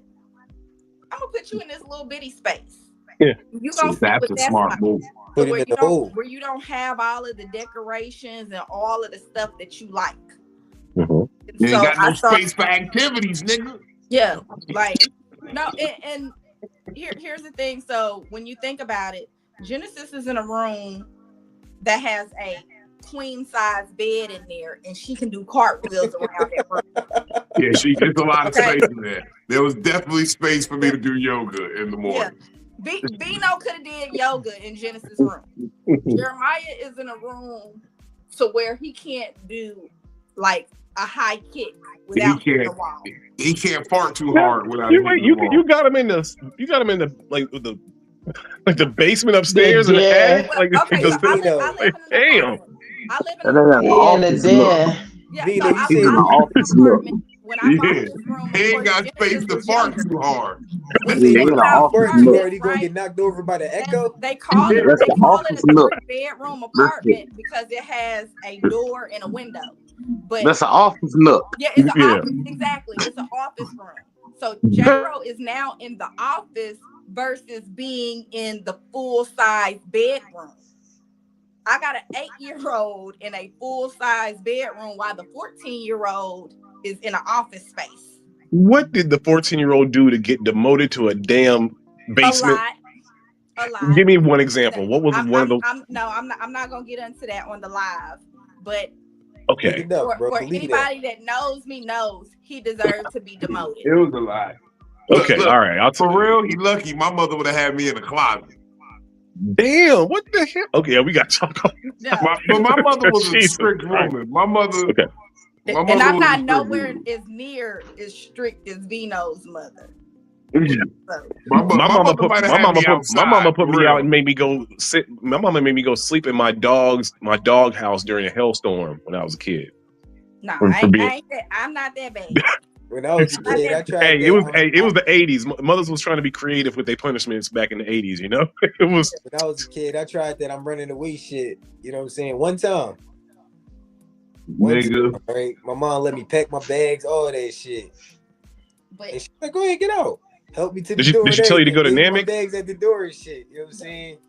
Then when I got out there, I looked around like, damn. I realized like, yeah, you caught that. All right. I ain't ready for this world. But Genesis, because Genesis knows what it's like to be in that smaller room, although she doesn't have as much stuff and she's not as big, she knows what it's like to be in that smaller room. She don't want to lose the big room now. So because she knows what it's It like to depends have a on it. bigger room, She's straight A's, right? Nothing. No.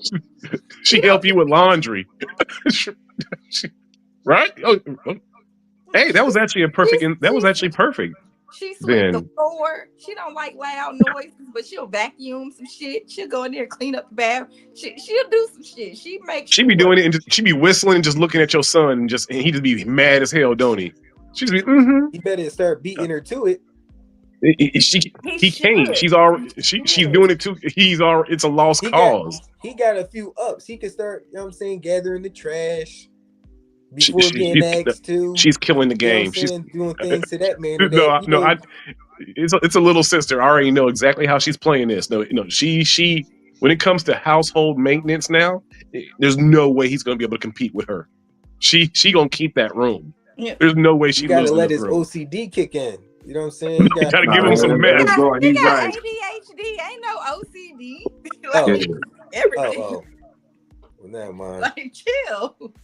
But My bad. ADHD mixed with OCD would be wild, though. Right? That crib would be. You'd be like, I forgot. Is this something I'm supposed to do over and over and over again? over and over and over and over. But even when we talk about the topic, like Genesis pours into Jeremiah doesn't pour back into Genesis a lot of the times. Like she's concerned about his feelings. She's concerned about what he goes through, and Jeremiah is not so much. And so she's trying, like she's at that stage because of her age where she's trying not to be as concerned about him as she is about, as she already is. It's funny how when you continue to pour into people and they don't pour into you, how they start to kind of back up, even at certain ages. She's 8. And so she sees, oh, he's crying. I'm sad because he's crying. I ask him how he's doing. Versus, oh, he sees I'm crying and he comes in here and tells me, stop crying. I can't hear my TV show. And so she starts to back up like, hold on. Why? You know what I'm saying? But that's something that's a man versus woman thing, male. Yeah. Like, no, that's a sibling thing, because I'm having the same thing. My son is the youngest one, and my daughter is 2 years older, and he pours into her. And she, as the oldest one, is doing the same thing that Philly's talking about her son does to the. It's a sibling dynamic thing, especially when he already annoyed. Hey, this world about to kick your ass. You better toughen up. I know I used to do it to my sister. This world about to be tough. Okay, what that's creating though is like it creates your sisters were maybe automatically empaths, and they were trying to be empathetic to you, and you were able to, if you were having bad things, they were coming and crying, but you were never able to give that back to them. So that's the curse of being an empath sometimes, is that when you feel people's emotions, but nobody feels yours, and so that's what's going to be happening for Philly's daughter, possibly, is that she naturally is now having to suppress her emotions because she naturally is an empath for her brother, but because he doesn't give it back to her, now she's being told, like, I have to suppress this. Well, Genesis is a lot different from him too. So like Genesis is one of those kids out of sight, out of mind. Okay. So like if you're away and you feeling something, she don't care. But if you're in her face and you feeling something, like, she's completely in there with it. So she's still not to the point where she's completely like suppressing anything. Okay. It has to be right there, right now, in that moment. I used to be the exact same. If you told Genesis about something that your son was going through that was kind of sad, do you think that she would feel the emotions of that if he wasn't there? Yeah, we've talked about that. Jeremiah's dealt with a lot of things in a young age. So right now he's dealing with grief. Something that I haven't talked about here, but it's happening, is that Jeremiah's dad's girlfriend passed away like 3 years ago. Okay. And he was very close with her. And so there's a lot of feelings with that, to where he's grieving. And so he doesn't know how to express his grief. And so Genesis doesn't know what it's like to grieve over anything. She hasn't lost anybody, but she's empathetic towards him to where she wants to come there. She wants to be around. She wants to hold him. She wants to hug him, whatever, and be there. Whereas when it's the same thing with Genesis, although she hasn't lost anybody, she's not grieving, but maybe she's sad about something that's going on. She doesn't get that same type of affection back. Okay. Now, Jeremiah he has ADHD and he's autistic. He does not rationalize other people's emotions the same way that other people. I don't like to call us normal people, but he does not equate emotions the same way that non-autistic people rationalize emotions. Yes. So he doesn't know how to pour back. And so those are also conversations I have to have with my daughter. Yes, you're sad. You have to physically come out. He can see that you're crying, but you have to come out and say, hey, I'm sad. This is how I'm feeling. This is what I need from you, before he understands. Which is one of the things that I don't like about non-autistic people. When we're sad, we should be able to come out and say, I'm sad, and this is what I need from you as a person that cares or loves or is just around me. Right. That's what I said. That's what I've been learning to do. I'm trying to be better about that. Yeah. Where, hey, what do you need from me right now? What can I do? Yeah, so because I don't think that is that Jeremiah can't do it, but you have to kind of lead and guide him on what you need from him. If you talk to him and tell him what you need, he can do that. If you leave it up to his own devices and his own understanding, you're not going to get what you want or need from him. Yeah. Yeah. No, Philly, a lot of, first off, I've been with a lot of, my mother was an adaptive education professor at Langston, and you're doing this perfectly. I just wanted to say that I don't know if you're learning from people, or if you're just figuring this out, or you're just freestyling, but you're doing it the right way. So congrats, because it's very hard to maintain the balance when you have one child that's maybe not on the spectrum and then one that is, and try to still create the balance where they still are able to love each other and pour into each other. So good job doing it, and just keep it up. Can I ask y'all a question? Not to pivot too much, but I just want to ask a question. So, right, I've been going through this thing in my head. Maybe it's the holidays, maybe it's spirits trying to come over me. But I started thinking about what is a gift. And in my personal, the way I wrap my brain around it anyway, I think that a gift, especially a gift that you want to really mean something, should be something that you give that a person may not do for themselves. Not so much that they need it or that they want it, but that they might not do this for themselves. And that's why you give it, because it's a feeling. I said that sounds like the perfect idea of how to figure out a gift for somebody. Like, what would that person need? What would that person want, but they won't do for themselves, and then try to give that to that person? That's a perfect way, I think, to come up with a gift. You all disagree? No, I'm just thinking. I was trying to get everybody's input and kind of feel how they were thinking on it. I think it's a great concept of what you're thinking. Some people might be stuck in gift ideas. Some people might be sitting there thinking, "Hey, what do I do?" That's my opinion. Give them something that they wouldn't do for themselves. They want or they need, or that they just ain't going. They stalling out because other things are more important right now. Right. Like a father that's doing a whole lot, right? And he's like, and you're like, let me go ahead and give him some new work boots. Like, he would never buy it for himself because he's spending his money on other shit. You're like, look, I want you to be doing construction with some cushion in your shoes. So I bought you these $150 real good cushion shoes with arch support that you would never buy for yourself. Yeah, that's a perfect. Yeah, I get you. That's a great concept of kind of how to come up with something for somebody, you know, especially if it's somebody that doesn't get good gifts usually, like an old man or something. I think that's a good one. That was a good way to explain it. But I think also, depending on who gave you that gift, like I've been seeing it a lot lately, and we talked about this, when a woman gets a man something that goes towards them working, it's not appreciated as much. Ain't that the truth? It's not. But that's where it goes into get him something that he would want, he might not do for himself. Like easiest one for ladies, I'll keep it real with you. Send him to go see his favorite team play. That's the easy one. Sports tickets, like, because most niggas want to go to see the game. They got other shit that they're trying to do right now.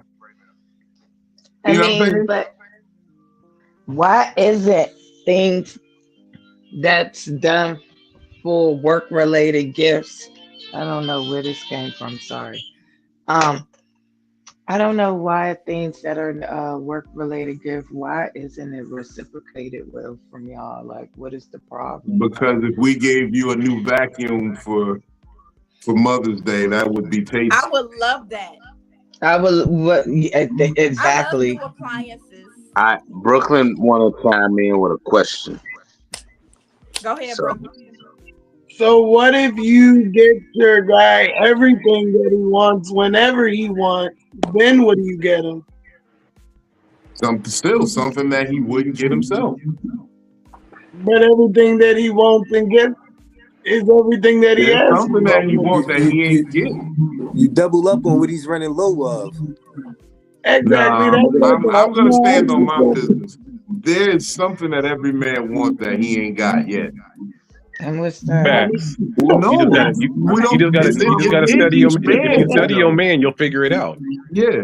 Aside from money, like I'll rob a bank, I guess. More money, more weed, and I ain't gonna lie, man.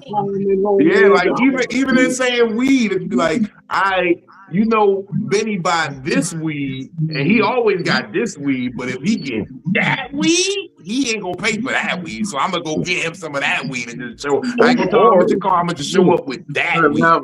Or maybe you might ask him how he likes to smoke. Maybe he needs a new bong. Maybe hey, have you ever had a gravity bong? Maybe he would never buy a gravity bong, or he would never buy a vaporizer for himself. You got bongs and all, yeah. No, but I'm just saying, it's always something. Yeah, like, I want that one. If you can't think of anything to give him, that means you're done with him. You know what I mean? If you can't think of anything to give him for a gift, essentially you're done with him because the relationship is kind of over. You get it when you say it. She said, "I get it when I say it." So here's my thing. I think that and I mean, I feel like I've gotten better about it as I've gotten older. Back in the day, I think I was a horrible gift giver. But I learned how to pay attention to the person that I was with, right? So, like, if you like watches, a man ain't never, if a man like watches, he's never going to get tired of watches. If a man likes bow ties, he's never going to get tired of bow ties and suspenders. If he likes video games, if he like to play video games, he's never going to have enough controllers or enough headphones because all of that shit's going to break. If he's a cosplay, I'm a cosplayer. I can never have enough contacts, wigs, and things to put together. Okay? So I think that if you really pay attention to what your significant other or even just a friend likes, Bino likes beanies and hoodies. Okay, he's very simple. I wear nothing but sweatshirts most days. Okay. I'm a fat nigga. I just like a comfortable shirt. That's all I'm saying. And he'll be real quick to put on a beanie. If you get him a nice beanie. But also, like, Superfly is a performer. He's a writer. Both of them like notebooks. Get them a nice notebook and a great ass pen. And oh, damn it. That A pen, great man. ass You see that pen ink that- spill? Hey, We done. my first crush from school bought me one of them fancy. Remember the clicking People pencils still that write? had the lead? Man, I think that still might be one of my most. That might have been one of my favorite gifts in the history of my life. A damn 7-year-old girl gave me and it was a Power Ranger one. Well, hold on. I was doing my still homework the whole year. Y'all as men, and I know that men like to do it for women, but Mhm. if it's a gift, get a man an oil change. If he got a bill, get him an oil change. I swear. Get a man an oil change. Get him a tire rotation. He got a vehicle. If you do this, I don't know. That's like you slid off my panties. I don't like that. That's like You might like it, sir.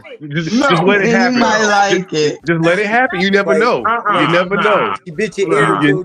I get the oil changes around No, here. just- I show Sir, up just with let your it happen, oil Vino. change. Vino, do don't be that. scared. Submit. That's like Submit I'm telling you to to the bend gift, over during Vino. sex. Hey, bend over now. Submit to What? the gift, No, Vino. what She's trying to do something nice for you. Lift your leg up real fast. Yeah, No, just if a bitch submit ever to it. tell me to lift my It leg ain't up gonna during hurt, sex, Vino. It ain't gonna hurt, Vino. It ain't gonna hurt. No, I'm it's- good. I'm good. I'm good. Hey, I feel Vino. like that's how it starts. I feel like that's how it starts. Doing shit like that. She's just trying to do something that pleases you, You let Vino. her change your oil, and the next thing you covered in baby oil at a Diddy party. Oh my God. Waking God. up next to we that just trying to nigga. love y'all. Right? Don't love me like that. You so Don't love me jaded, like Vino. that. Don't hug Vino, me from the back. who hurt you, That's the new Vino? track, Benny. Vino, Write that who down, hurt you? Benny. That's the new shit, Benny. Don't love me like that. Don't hug me from the back. We about to drop that shit. I'm getting a man an oil change. Don't love me like man that. gonna get an oil change. Don't hug me from the back. Listen, Philly is a natural hugger from the back. That's the I'm next good. level I'm of gonna change the right oil there. myself. I already know how to do it.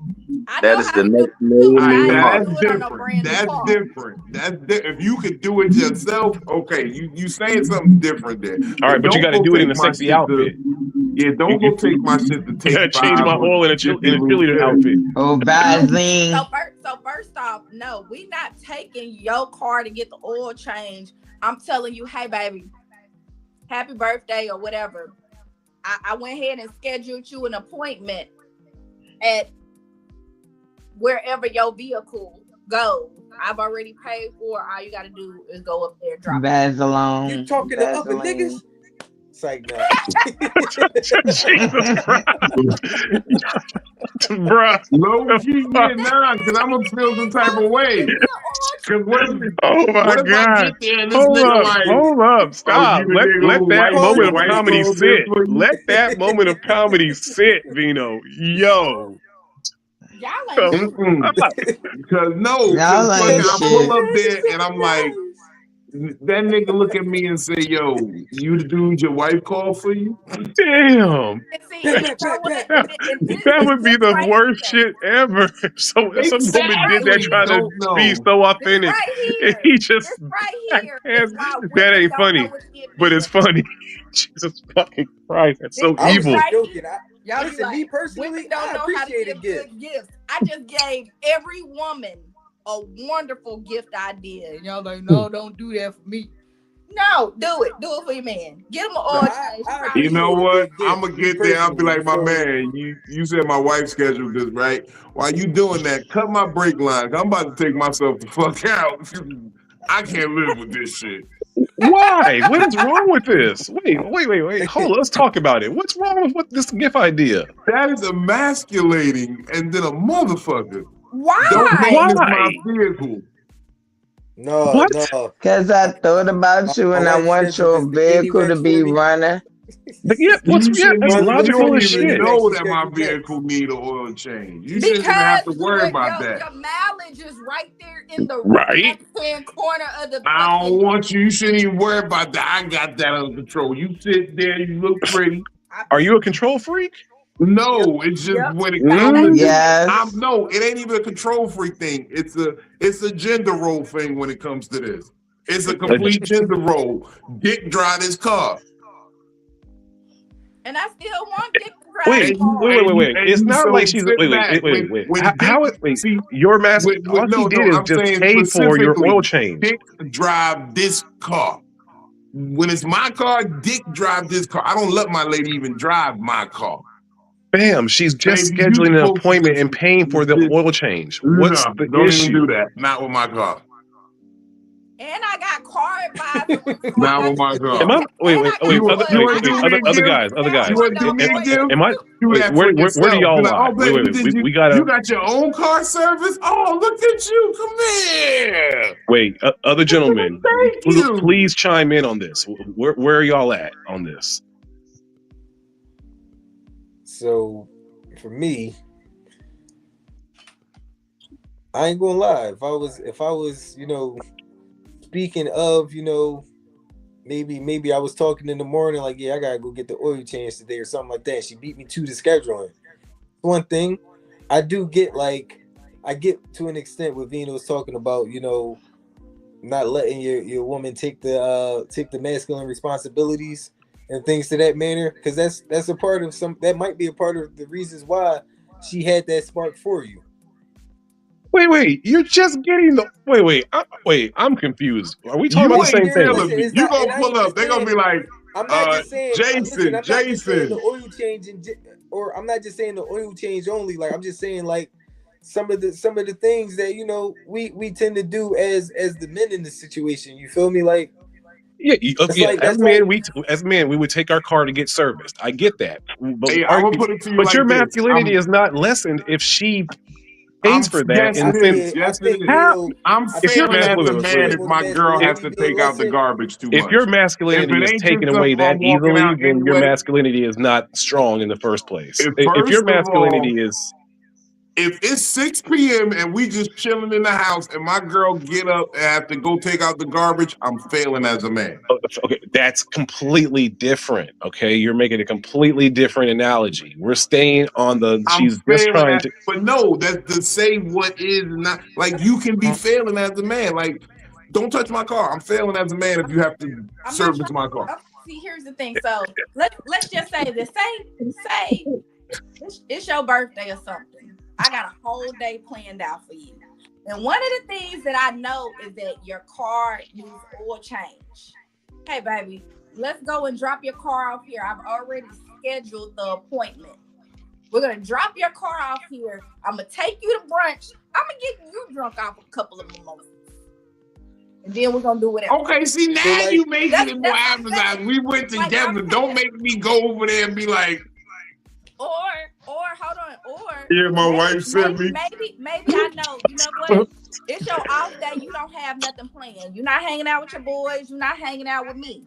You got a free day, but you need an oil change. Hey, I know that you got a free day tomorrow. Let's go drop off your car real quick. I already scheduled the appointment. Let's just go drop it off, and we'll go pick it up together later. What's wrong with that? What's wrong with that I think that's one of the reasons y'all think that women don't pay attention to y'all, but y'all put so many restrictions on what women can do for you. But and that's what I'm saying. If I'm a woman that has control over my home, and your car is in my home and it's also in my possession, I'm not trying to take over your car. I'm not trying to say, oh, your car is my car, but I'm paying attention to you. You might just have a busy schedule to where you're not just like, you know what, I need to go ahead and plan this oil change. And I say, you know what? He ain't paying attention. He need an oil change. I know that he's off on Wednesdays. I'm up the ante. I don't do something cheap like now. If you say a tune-up or something where I got to get in service, I'm gonna pay for your car to give it. Oil change is too random. That's some quick shit. Maybe that's where I'm caught up. It's the oil change. If you say like a tune-up. So for me, like a tune-up, I do. Get my car detailed. You got my car detailed. Like you got the. If you get my car detailed, oh baby, look, you done did something. Now you did something. So I was going to say. So wait. I do appreciate Okay, for my partner to be, you know what I'm saying, intentional and paying attention to, you know what I'm saying, to what I got going on and things to that matter. But yeah, I mean, you know, that's showing that you in the relationship. You feel me? Not just reaching for your hand. You know what I'm saying? Not just reaching out, but actually still pouring in as well. That's a good exchange. Honestly, Right. It's the thought that falls back counts, into right? the topic. That's the type of person that you should pour into, because No. it's an even flow of pouring. And I get it. I definitely will pour into it, but I'm gonna just let her know, don't do the oil change. Now, if you want to get the detail, get the Bruh, detail. you Don't can't. change my oil. Don't you I hate feel it like, when women micromanage how you do a nice thing for them? Don't do the same thing to her, did he fucked up anybody touching my oil except professionals? bruh. Well, then that's yeah. I don't know if it's either because you're a comedian, so I don't know how serious you are. So I'm very serious. Don't touch my oil. My oil is my business. As soon as you hear But that, you'll let your car get get a little detailed. scared That's and okay. shit. Yeah, detailing. That means you pulling shit up. You cleaning every nook and cranny and crevice. You cleaning my shit out. Right, but you changing playing the with my oil on the that's car kind is of an invasive. issue. But then you get mad when the detailer steal your change, and now you mad at me too.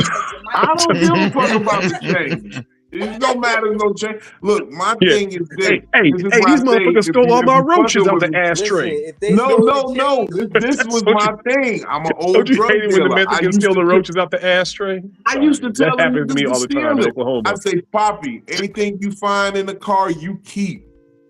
No, leave me my goddamn roaches. I can make them into a blunt later. No, I got those are way my more roaches, reasons, bro. man. I Y'all, don't like roaches. I'll fight somebody taking my damn roaches when I was in my 20s. I didn't give a fuck. See, those are that's my the roaches. young man's game. How old are you now? I'm 40. I'm about to be 44 in a month.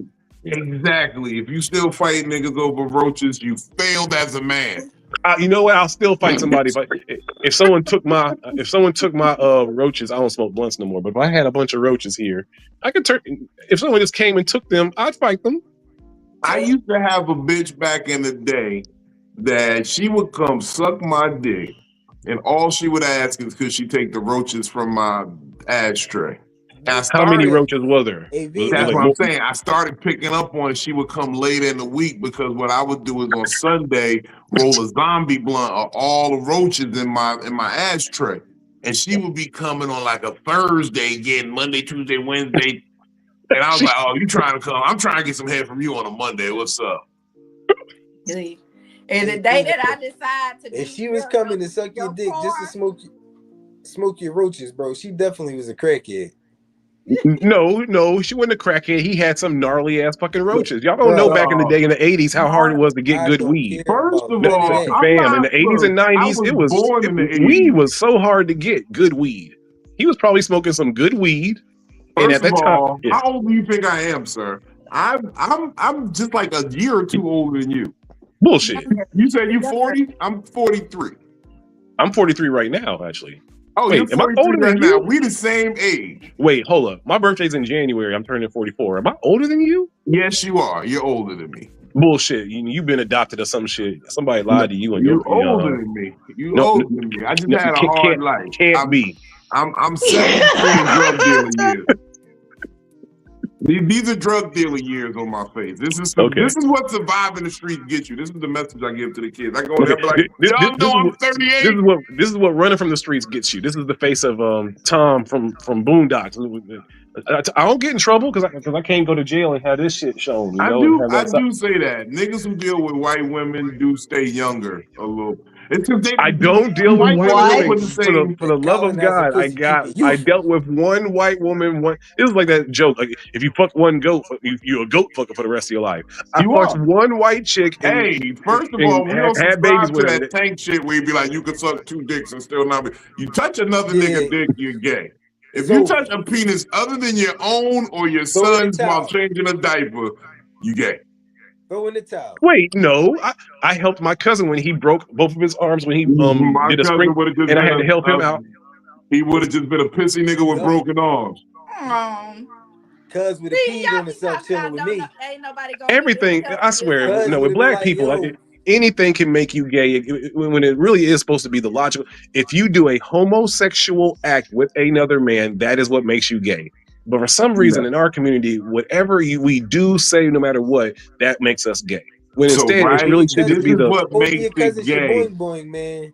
This is what makes it gay. If it's an option of a woman doing it versus a man, that makes it gay. I remember one time we was outside the club. My man That's got not what knocked makes out. it get. Wait. Look. My man got knocked Explain out. it. I'm gonna tell you. My man got knocked out. He was the only one that went down in the fight. So he ended up in an ambulance. We at the hospital. He ended up being sedated real heavy, and he had to pee. And like, somebody help me to the bathroom. We found a bitch and gave her $100 to help him pull his dick out so he could piss. Okay, but if there was no woman around, what would y'all have done? Let him piss himself? He peed on himself. Wait, sure. We would have let him pee on himself. Yes. Then y'all some Without fucked a up doubt. friends. Wait, hold up. Y'all some fucked up friends because he was. gonna pull out another Wait a nigga's second. penis, Wait a bruh. second. He's in the First hospital. of all, I'm never hold gonna on, pull out Just another give me 10 nigga's seconds, penis. man. Let's have the conversation. No, it ain't no conversation Wait. to be had. I'm never gonna pull out another nigga's You're not penis. touching it, right? You're not touching it. How do you pull it out without touching it? I don't know. You just. What are you talking about? it. Wait, I had to take care of my grandfather who had dementia. You can pull. Wait, hold up. This is somebody, so like if you're not, you know what? Y'all don't know how to care. Y'all don't know how to care for people. Right, and that's even worse. No bullshit. And this is why men are not good healthcare. This is why men are not good hospice workers. Right. That's why that's a gender specific job. Men are. But it doesn't have to be. If you care about someone, you should be able to do this. No, if you care about them, I don't care about another nigga that it doesn't make you gay. Then your own masculinity is in question. If you know what you are, then it shouldn't matter what the fuck you do. I know what I am, but I'm just never gonna have that on you my helping resume. your friend go pee because again, this guy helped y'all fight and he got fucked up. No, he didn't. He was alive until he got knocked out. He didn't help us at all. He was trying to help. Was he not? It's the thought that counts. The first 15 seconds of the fight. We spent most of the fight trying to keep this nigga alive. He could have ran. He could have ran. He got kicked in the head. But if he had ran, he wouldn't have y'all's friends no more. So he was fighting for y'all's friendship. He started the fight. He was fighting for y'all. He was fighting for y'all friendship, and then got knocked out first because he wanted y'all's friendship, and he got knocked out. He should have ran. He should have been true to himself. Right, by running. If he had stayed true to himself, he should have ran. He started the fight. He got knocked out first. Somebody kicked him in his head with a steel-toed boot while he was down. He was asleep on the grass, like, fucked his head all up, gave him the cauliflower. They had to cut his ear open to drain the fluid. Damn. This nigga was fucked up. He was a liability in the fight. I was not going to pull out his dick, too. He was not a liability. He got kicked. Fam, he may have got sucker punched. He talked shit to this nigga and then tried to swing on the nigga and missed and then got laid out.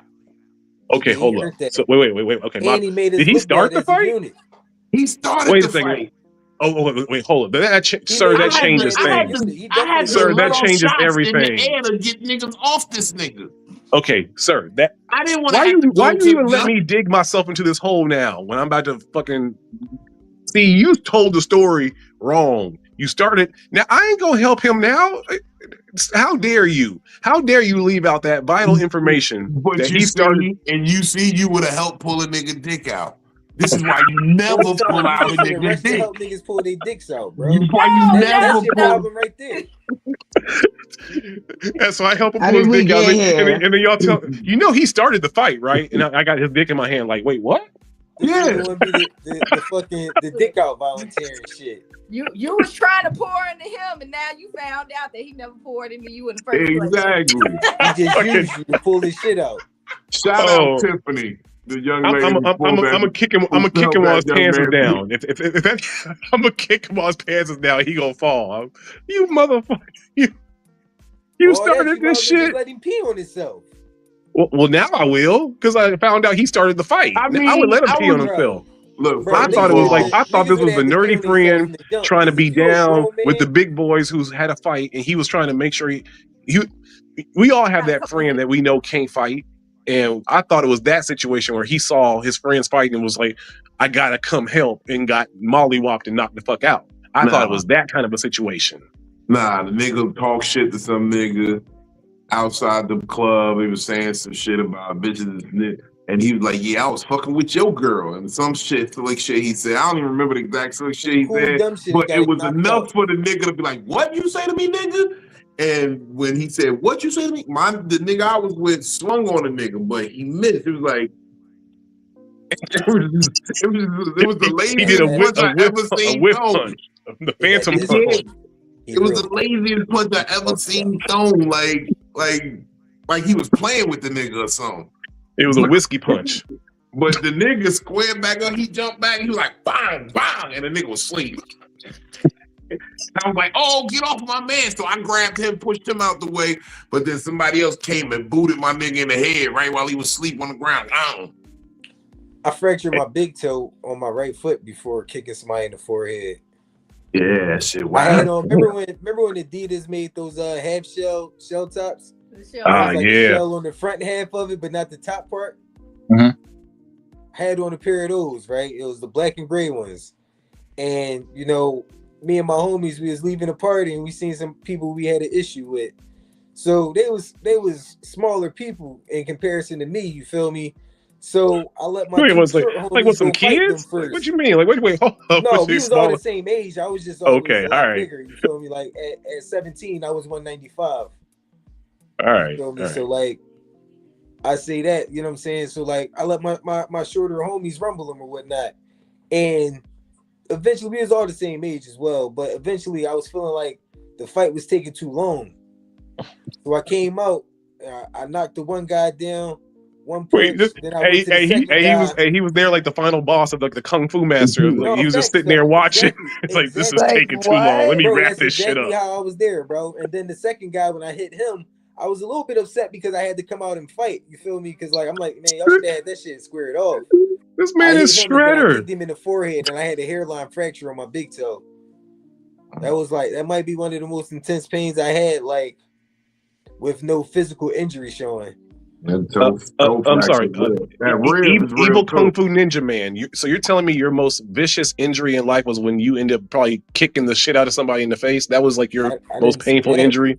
I didn't say that. I said that was the most painful experience of an injury that wasn't showing. It was a hairline fracture, so it's like you didn't see that. You know what I'm saying, bro? I have toes amputated. You know what I'm saying? I've been. You have let your homeboy wrap your toe. I wouldn't have. I let my wound care specialist come and wrap my shit and educate me on how. You won't let your homeboy wrap your toe? Nah, why would I? I know. What if there's nobody else there? Thank you, Superfly. I'm with you, Superfly. That nigga would have pissed on himself. You wouldn't even gave the little bitch a couple dollars. I'd have been cooking him the whole time he was picking, stupid ass nigga, little pissy ass. So I actually did the real nigga shit. Ass in the car seat, nigga. Man, y'all some non-empathetic friends. No, very empathetic, and that's the catch. You are not empathetic, sir. Bro. Okay. Yeah, because we could have left when the ambulance came and took you. We could have scattered. As a man, bro, you don't want no fucking man holding your dick, bro. Of course I don't want to, but if it's the only... Wait, of course I don't want to, but if it's... I'd rather have that than me piss myself. I would rather piss myself, bro. Well then fuck, call me gay. I would rather have somebody help me versus motherfucking pissing myself. That nigga been his whole life harboring either you hold his shit or he hold his shit. Oh my effing God. It has not been some closet fantasy of my friend to want to hold my dick because what if he grabbed your shit while you was peeing and he bit his lip? You know what? And to alleviate... What if he grabbed your dick and his dick jumped? What if he grabbed your dick and his dick jumped? How did we get here? Okay, I know, right? Jason, you ain't never been here before. So at the end, I'm gonna answer the question. What's the question, sir? To alleviate all of those what ifs, right? Right. Never let no grown man hold your dick, bro. Never let no man, not no kid either. I want to put that in there because we ain't letting kids hold our shit either. We ain't on that. You feel me? I just had to put that in there. Just don't let no men hold your dick, bro.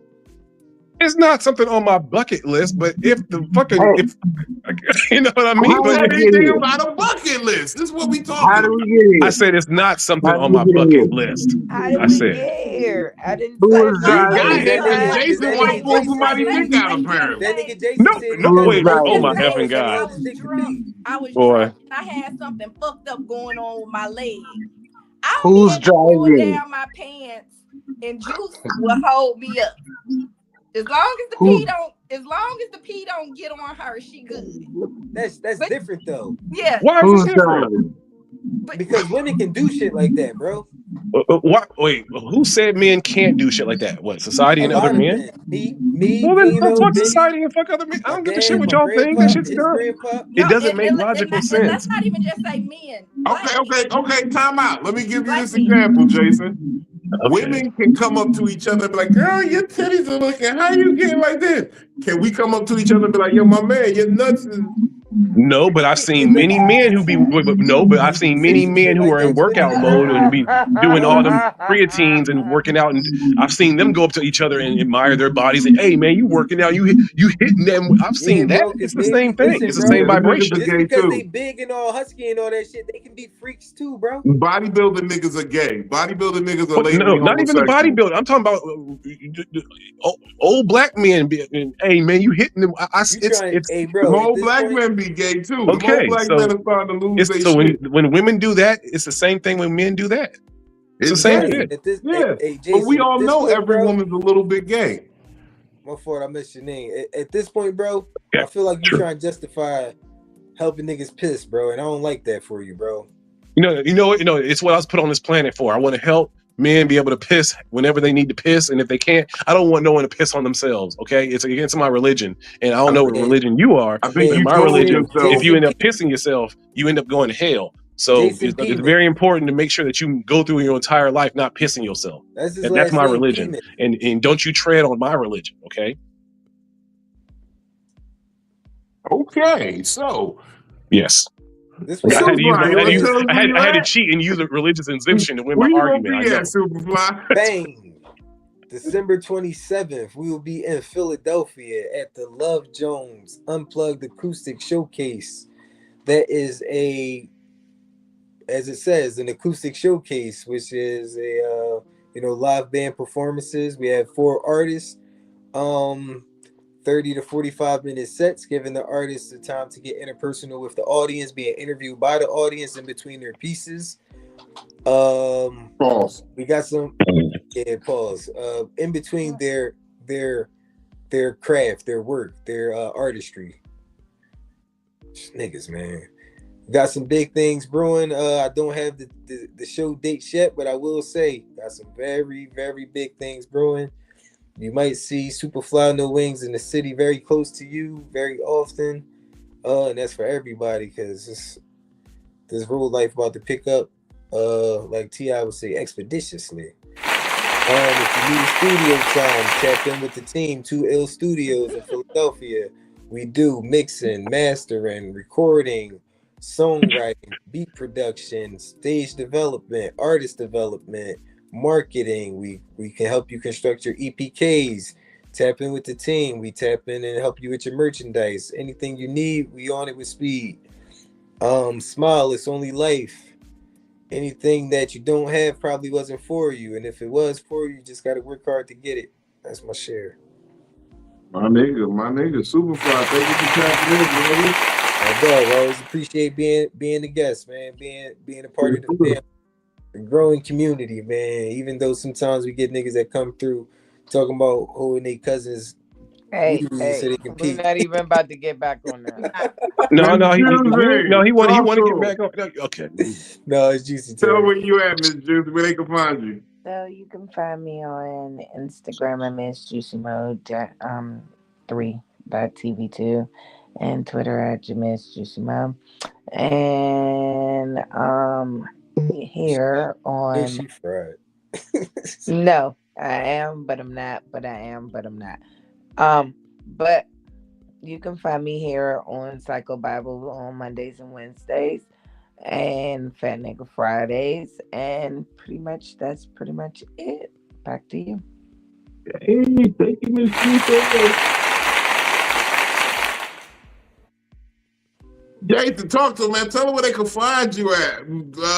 Why you look brothel, the youth hostel, you can okay. The village people cosplay. Tell them where they can find you. I'm messing with you. Thank you for stopping by.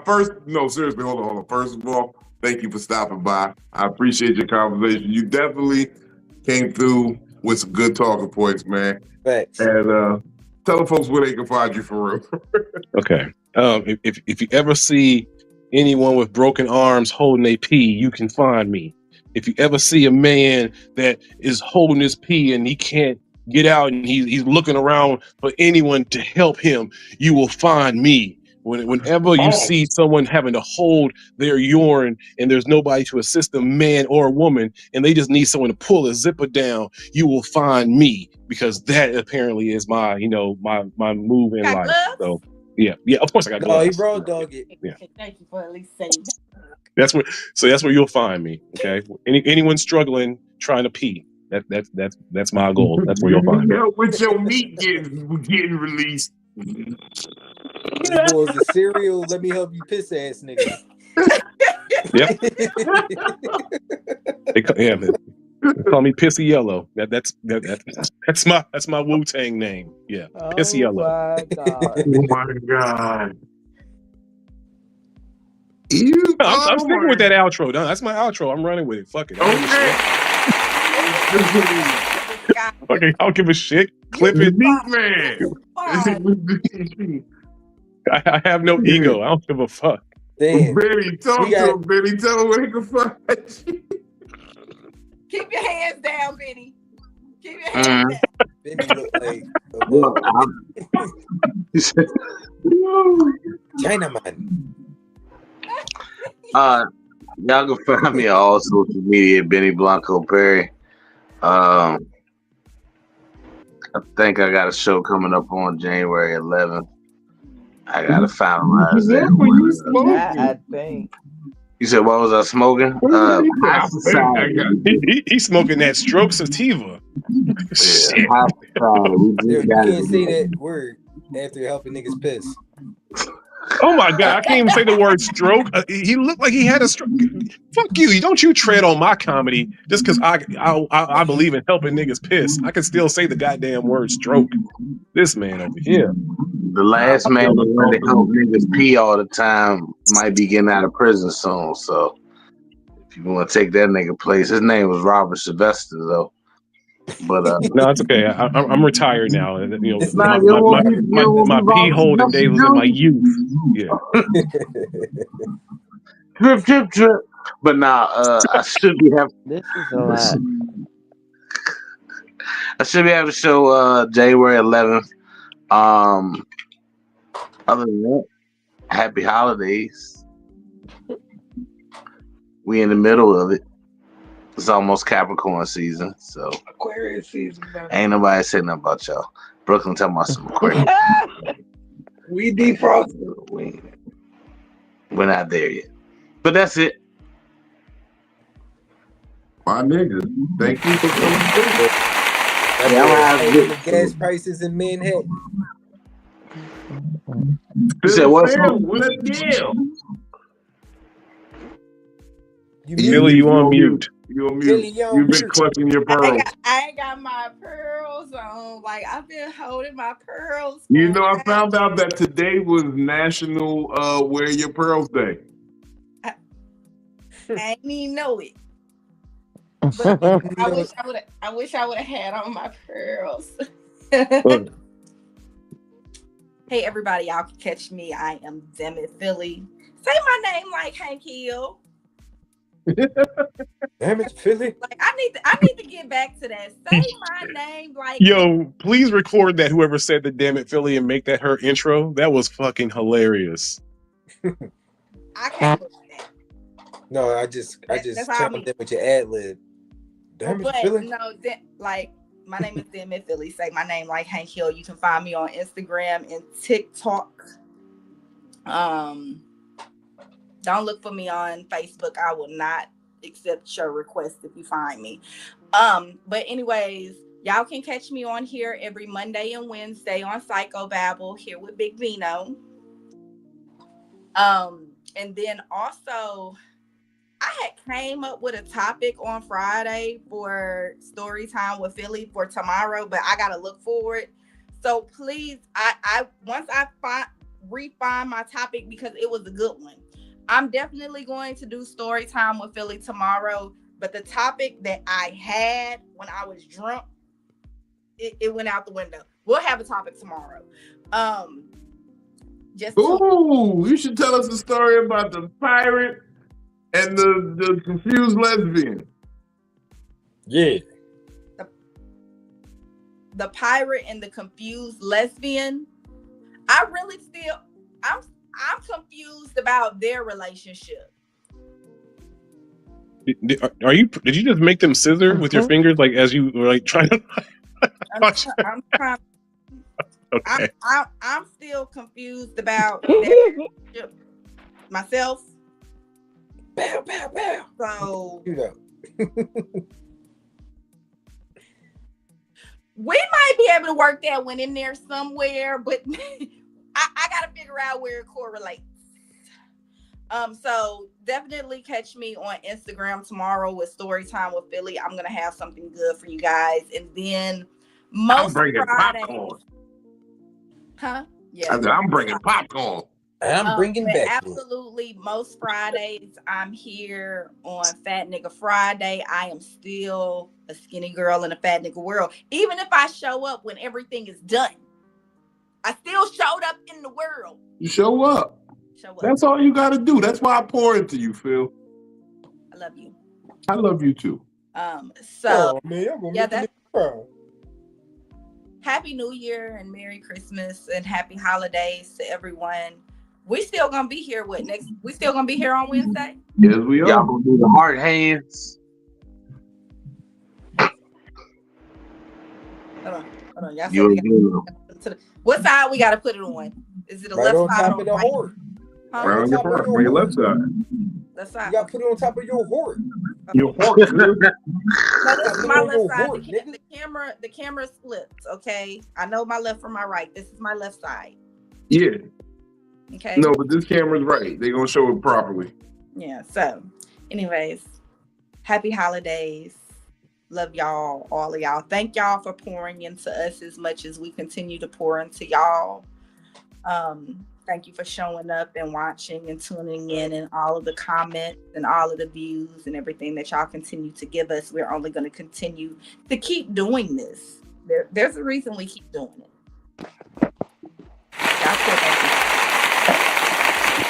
All right, Vino. You guys make me so happy. That shit was beautiful, man. That shit was beautiful, Phil. I don't know if I can match that energy. But first of all, I pour because I'm full. I just want everyone to remember that at all times. I pour because I'm full. I know it's hard to see through it sometimes, and everybody likes to label me this cynic and this pessimist, and I do admit that I'm very pragmatic when it comes to things. But I pour because I'm full. I'm full of life. I'm full of habits. I'm full of joy. I understand that happiness is a choice, and I choose to be happy every day. Because unlike you people, violence is what I am. When you wake up and choose violence, I wake up and am violence. I wake up as violence, and I choose peace. I choose happiness. So I pour. And I give. And I tend to be like y'all sometimes and want to shut off the giving because I see the type of people that people tend to be. But then I surround myself around good people, like the folks here. And I remind myself why it's good to give. I'm going to keep doing this shit because this weekend in Baltimore taught me a lot. There are people out here in this city of Baltimore that watch this show all the time. They heard about the undefeated shirts. They was upset when they saw me with this sweatshirt, and they were like, "You don't got the sweatshirt too?" They was upset. I sold a lot of high hope sweatshirts this weekend. I sold a lot of motherfucking shit because people are tapped into this platform and receiving that pause.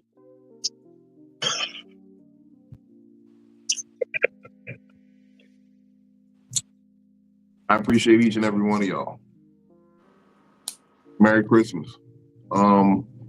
We got dates. Big Vino Comedy on everything. Comedic Therapy. .xyz, not .com, .xyz, because we get the last laugh. Because we undefeated, baby. We don't never lose. You never lost. Shout out to that Life and O.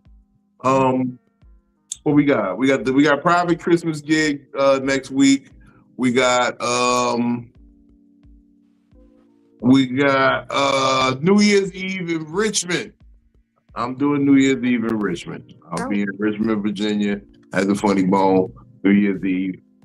I was talking about not working and just going somewhere, but I don't even got a date for New Year's, so I'm gonna go work. And then I'll see y'all Cleveland, 2nd and 3rd. I'll be out there with the homie Timbuktu. We putting on suits, fat nigga style. We gonna get motherfucking real suited and booted, and we going to fuck up a buffet. I see you, Timbuktu. Y'all eating a lot of food while in a suit, while already fat. Mm-hmm. That's crazy. Big boy style. While already fat, that's crazy. Big boy style. That's insane. In Vegas, we'll see you. Jimmy Kimmel's Comedy Club. Yes, sir. That's in January, mid-January. Y'all see the dates coming, man, but just check the website. You got everything there. You got podcasts, you got dates, you got merch, man. Tap in, get yourself something nice. Outside of that, man, I ain't got much more to say. What more can I say? Shout out for everybody making themselves available this evening. Shout out to everybody who tapped in. Shout out to the nigga Conflict Corner. He out here taking that midnight ride, letting that bald spot glow in the moonlight. Conflict, Guys, I'm going to allow you a pass to wear fedoras. Oh no. Conflict got a closet full of white coats. You know that about him? You realize that about him? He also got Kangos though. He got more white coats than the Angel. Oh, Jason left. He said, you're not going to talk about Conflict. Is that the person you helped pull out their penis? Probably. Why are we here? Because he left abruptly as soon as we started talking about Conflict. He said nothing when we was talking about the fedora. That means he didn't let the nigga sleep on his couch. Yeah, he said, no, you got to go, man. You can hold your own shit when you piss. Oh my God. It's crazy. Okay. Smoke weed when you wake up. It gives your day high hopes.